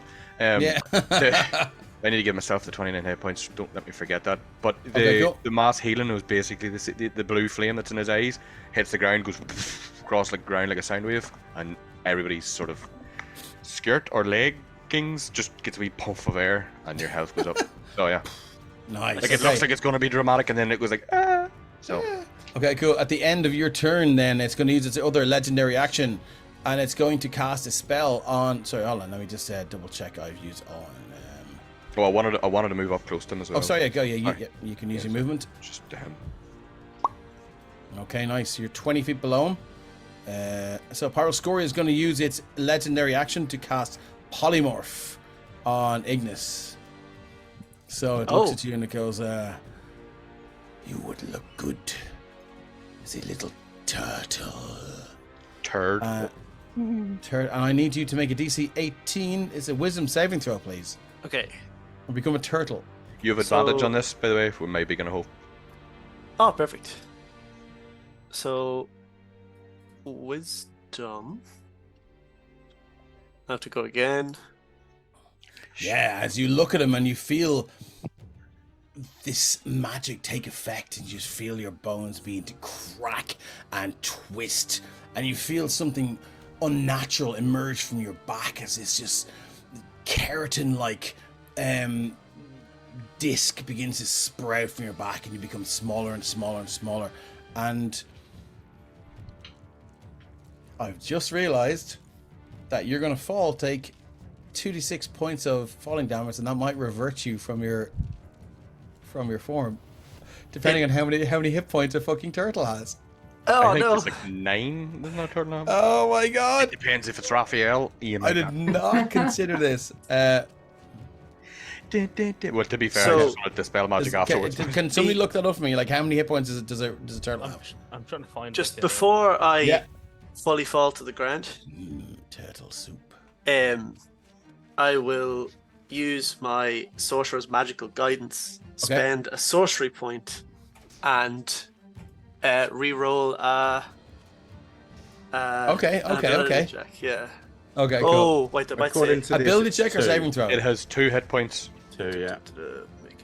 So it's going to do at least 2 points of fucking damage. It's ability check, unfortunately. Yeah. Okay, cool. Yeah, so it just, and smug as you like it, it just goes, I will see you in a moment, and you fall, and you just so you're going to take at the very least 2d6 points of damage. You fall because it's a little turtle falls 20 feet, and you take 4 points of damage, hit the ground, and revert to your form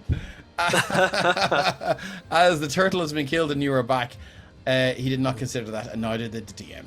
But I mean, it makes for good crack. Yeah. So Okay. Baptiste's just down there like, what the fuck? But with concentration bloop, on the bloop. spell with draconic transformation, then is that Yeah. if you become a new creature, does it automatically? Yeah, you've lost your drop? concentration on that.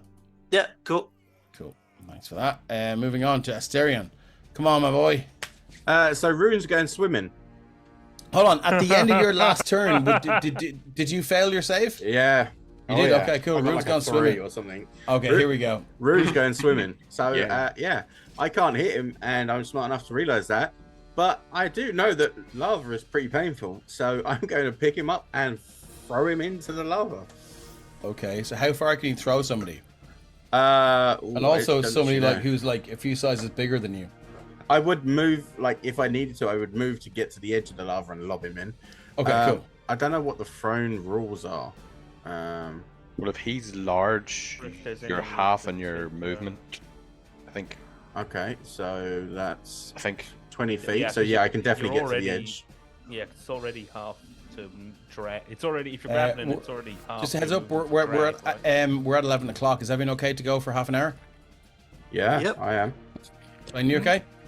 Yeah. Cheers. Thanks, Tony. Cool. All right. So we should be I'm done so now. coked up, you guys. So am I. Yeah.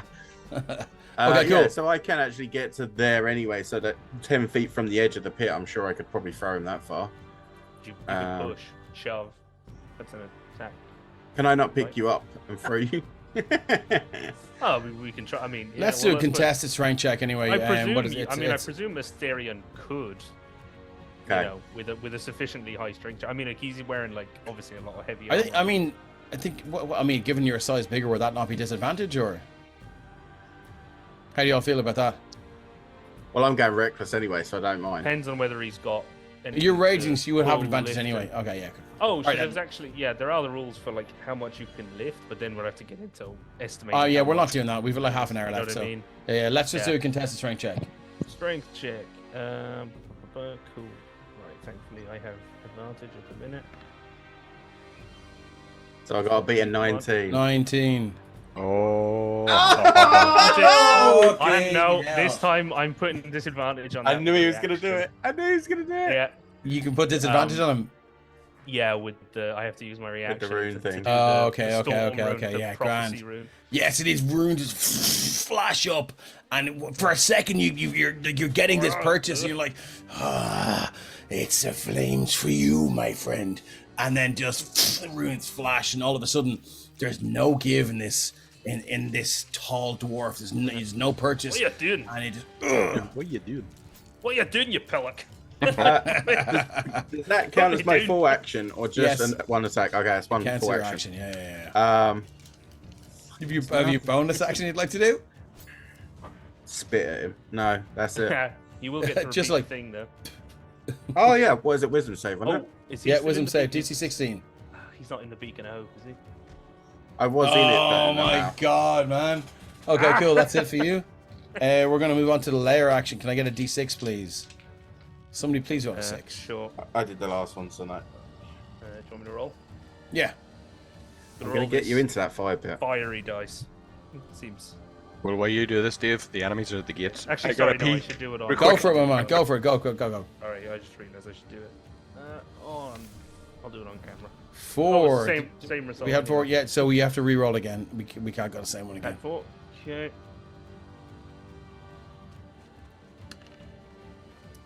3. Okay, so we're going to go... Here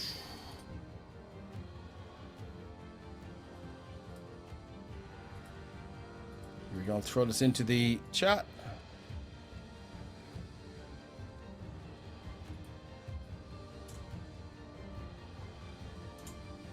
Dance of the Offerings. A collection of accepted offerings rise to the surface of the lava pool. Pieces of armor and magical weapons of the finest craftsmanship, gold and platinum bars and jewelry all join together to form a huge being of jagged points and sharp edges and begin to lumber towards the closest enemy. Can I get somebody to... Ben, you can roll. So we're going to go 1 is north, 2 is east, 3 is south, and 4 is west. So roll a 1d4 and we'll see where this thing emerges. Come self, I've got someone ready for you. Stop trying to 1 offer is me, you north. prick. Okay, so you see this thing emerge from the north. It basically has the stats of an iron golem without the poison breath. As this collection of loot and offerings and magical weapons and armor just begin to emerge, it forms itself into this a huge lumbering creature and turns and looks and sees its enemies. And you see Hyrule Scoria goes, "Defend me." That's it. Back to Dr. Uid. What have we got? I am going to cast Feeble Mind on the dragon. Oh shit. Okay. So I blast the mind of a creature that you can see within range, attempting to shatter its intellect and personality. The target takes 4d6 psychic damage and must make an intelligence saving throw. On a failed save, the creature's intelligence and charisma become 1. It can't cast spells, activate magic items, understand language, or communicate in any intelligible way. At the end of every 30 days, it can do another saving throw. Fucking 30 days. Here comes the intelligence saving throw. Bobby Boucher. 8. I'm going to use its last legendary resistance to make that save. So it's now out of legendary resistances. Thank you. Okay, so it made a save, but it still takes the damage, right? So what's the damage? The damage is 10, that's 18. 18. Yeah, so you can see this. You just reach your hand towards, and you can see its eyes kind of cross. It's right. It's right. Kind of the bones over its right eye just begin to kind of twist and turn as it tries to just, and it resists it. But it looks at you and it's like, that was nasty. So it's used. Anything else you like to do? Have you bonus action or? I'm just going to. I'm gonna move down behind this rock. How's that? Okay, nice. Okay, yep, cool. I'm just moving around, just trying to stay out of breath weapon range. Yeah. I want to get my grass burned. It has one more legendary action this round, so it's going to use it to.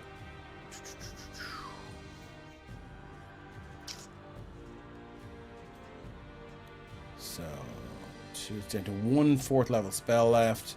No, it's actually down to 0 because it used Wall of Fire. It's used Synaptic Static. We're gonna do a little Lightning Bolt, I think. Where are we?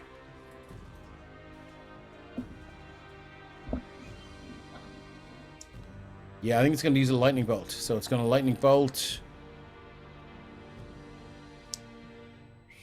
Me, right? Why wouldn't it? You're hidden behind the rock, so Is he's still in the area? Yeah, he's. I 20 mean, feet in the air. Asterion is holding, kind of holding Rune aloft, and he's covered in metal armor. Now it's gonna go for Ignis. For sure. Ignis. Yeah, here we go, Lightning Bolt. Boop, and it's gonna. Yeah, it's gonna be a 3rd level. Here we go. 5. Oh, DC 18 Dexterity saving throw, or take 30 points of lightning damage. Okay, so we have advantage, right? Why do you have advantage?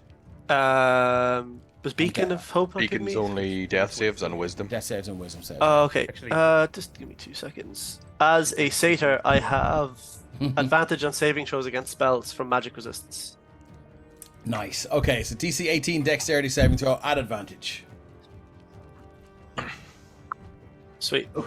24, you're going to take 15 points of damage as it opens its maw and this little bolt of lightning shoots out, hitting you, and you just feel all your muscles tense, and your jaw just cracks, and you feel like one of the jawbones just break as your muscles contract, and as this lightning bolt shoots through you, and then it passes out. You feel just this intense heat on your body. It's like the worst sunburn you've ever had, and it looks at you and goes, "I'm not finished yet." Anything else you'd like to do? That's it. So up to Burin. Sorry. Well, now you're Captain Marvel too, so that helps. Hey. Baron is going to attempt to hit him with a banishing arrow. Ooh. I'll throw that in there now. Before you do that, I do believe he took a shit ton of damage. And Wall of Fire is a concentration did. spell, am I right?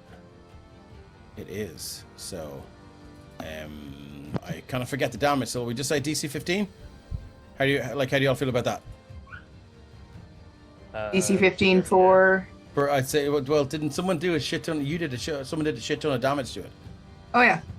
So it was like the 120 from the fire. Yeah, 120. Yeah, That was so Rune, we'll go, right? yeah, He yeah. took a couple of. Yeah, so we'll go 3 con saves. 1, 2, 3. DC 15. Cool. Oh, 13. So yeah, the wall of fire is gone. 4. Oh, okay. Then I don't have to move. Okay, awesome. Yeah, you can stay there in your little nook. So then that means she gets to use steady aim to get advantage. All right. So, 20 or 32 to hit. What's the range? Or it's 100 and it's big. It's 150 to 600. So anything after 150 is long Yeah. range. Okay, cool. So that is a hit. So it's 10 piercing, and you need 2. Plus sneak attack because it's engaged with allies. Oh, awesome! I didn't realize it was Yep.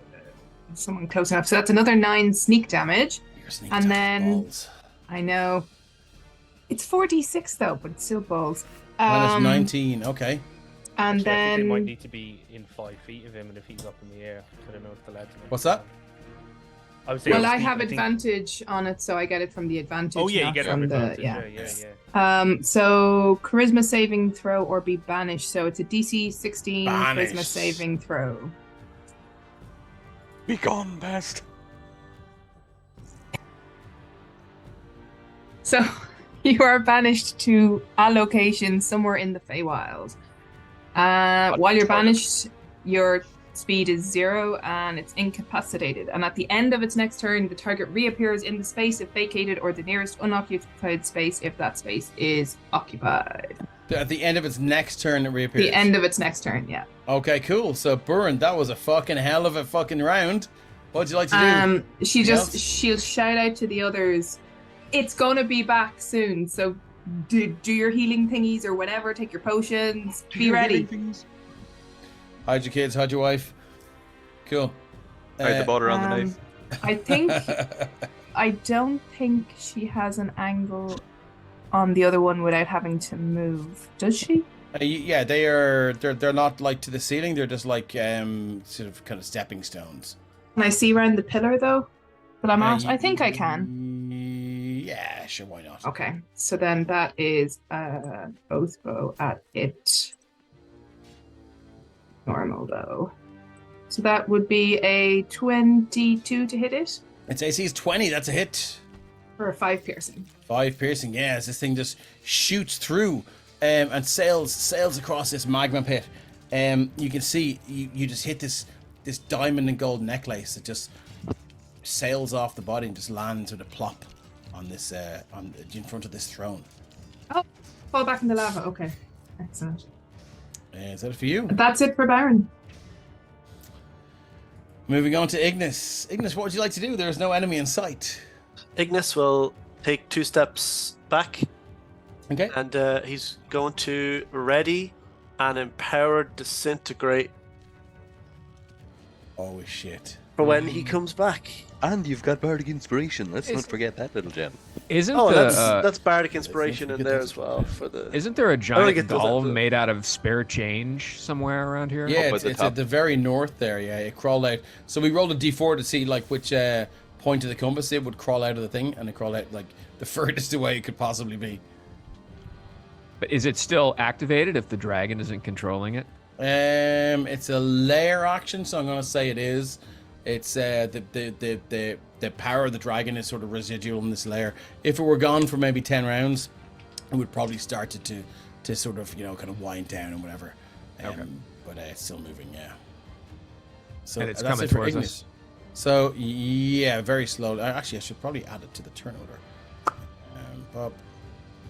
What level of spell would it be that it's holding them up? Do we know? Or did the It's thing not a say? spell; it's just a magical effect. Okay. So we were at Ignis, weren't we? So Ignis. Yep. So Pyral Scoria, the Searing Death, can do nothing, and now it's back. Is that right? It comes back at the end of its turn. Yeah. Okay, cool. So let's go back to do. Does nothing. It has like a suitcase with stickers all over it, like a big flowers necklace. I went to the Wow, Feywild hi, and all I got guys. this shit T-shirt. I was in a bet. Is it Ibiza? Yeah. So yeah, it reappears. Looks around. That's the end of its turn. Nothing else it can do. Nope. Okay, Rune McClanahan. Okay. Sorry, Rune Dave. Yeah. Oh, Right. sorry. Yeah, of course you Is held it- your action. okay? Yeah. Yeah, let's go. Oh, yes, yes, yes. Disintegrate. Here we go. DC 18 dexterity saving throw. 18 dexterity saving throw. Okay, I've cool. already used mine. He's still in the area. 6. 78 points of force damage. Yep. Fucking hell. On the thing made out of watches and old glasses? No, on the dragon, I assume. On the Oh, dragon, okay. yeah. Yeah. He's a bit fixated on defeating How this does thing. this thing meet its end, Ignis? Oof, yeah. How does your life's purpose fulfill itself? He'll standing on. He's gotten up off the ground from being a turtle. He's a little bit dazzled. He looks around, and he hears Baron say it'll be back in a second. So he kind of gathers the energy and readies it to arrive. And as it pops into existence, he waits for it to kind of come to its senses and realize that Ignis is standing in front of him.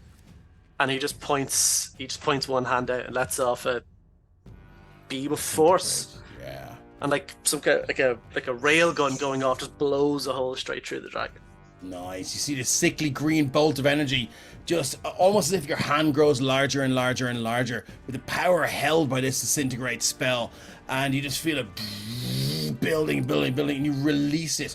And for a second, the power is building so hard, you can almost see the tips of your fingers begin to disintegrate as you hold this spell, and you're like, oh, your hand shakes, and then you release it, and it shoots straight through its head, and you can just see its eyes, the one eye widen, the other, the broken ocular socket tries to widen, and it can't, and then blows its head clean off into nothing as the rest of its body just falls down. One wing weakly flaps to try and keep itself aloft. The body, with its muscle memory and its instinct, just still trying to fly away, and then until the body doesn't have any messages from the brain anymore, it just lands on the ground and slides deep into the lava. Just begins to just sink in there. And I do believe. Did we get pictures? We should have got our pictures with it. Anyone gonna get a postcard? Hit the gift shop on your way out. Hold it up by the ankle. You know? And this thing just fucking just begins to disintegrate and falls into the. Do you know what? Let's just say it falls there, so you guys can get some loot. Yeah, I knew you would, Baron. I knew you would, Baron. Yeah, Ben, odds or evens? On what? Odds or evens? Come on, Ben. Any effects? Any effects on Asterion are now gone. Yeah, but it's whether Asterion would have had enough forthright to be not wanting to hurt him now that he couldn't hurt him. Well, this is while it's dying. Before Yeah. the messages from its yeah. brain Okay, stopped. Before the synapses stopped firing. Hey, Oh, it's you one can- less you way can to beat a split the 10. money. You could be a 10. I can beat a 10. I can You can be a 10. Surely. You can be a Can 10. you? Yeah. Can you though? We'll see. 20. Yeah. He just picks you up and just moves you aside. I see. Yeah. To the right. And that is the end of Minor Threat Part 2.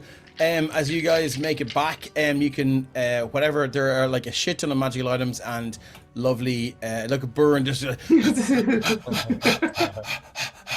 just running along there. it's like shit. I like to think she dives onto the pile as well to be like, oh I my kind God. of feel like you would just like pull out the fucking bag of holding and just throw it over the whole pile Scrooge of shit. McBurn.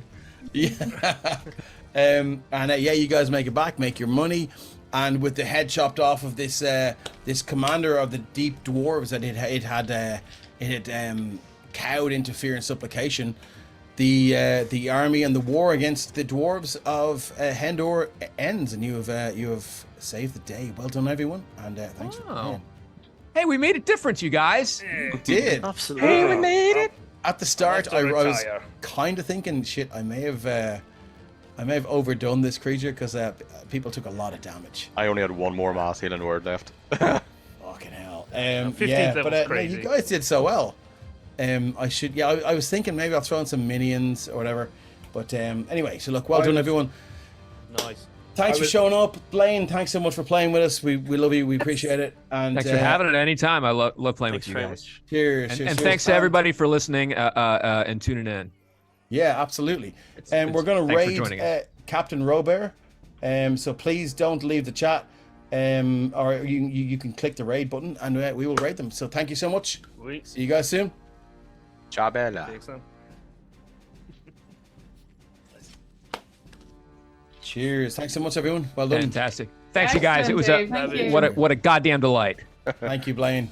Talk to you soon. Thank man. you. Anytime. See you soon, Take care. guys. See you, Cheers, Blaine. thank you. Bye-bye. Bye. Okay, I'm going to shoot straight for bed. But Take that was great care. crack, Thanks so everybody. much. Thank you Cheers. so much. Well Thanks done, for Aaron, on Savage getting one, the kill and blow. Jesus, Yeah, that was yeah. some So serious fair, play. man. That was I a threw- serious, like a I real threw one dragon attack. slaying. I threw one attack, That's which was an unharmed insane. I slap. thought Baptiste was going to kick ass tonight. I needed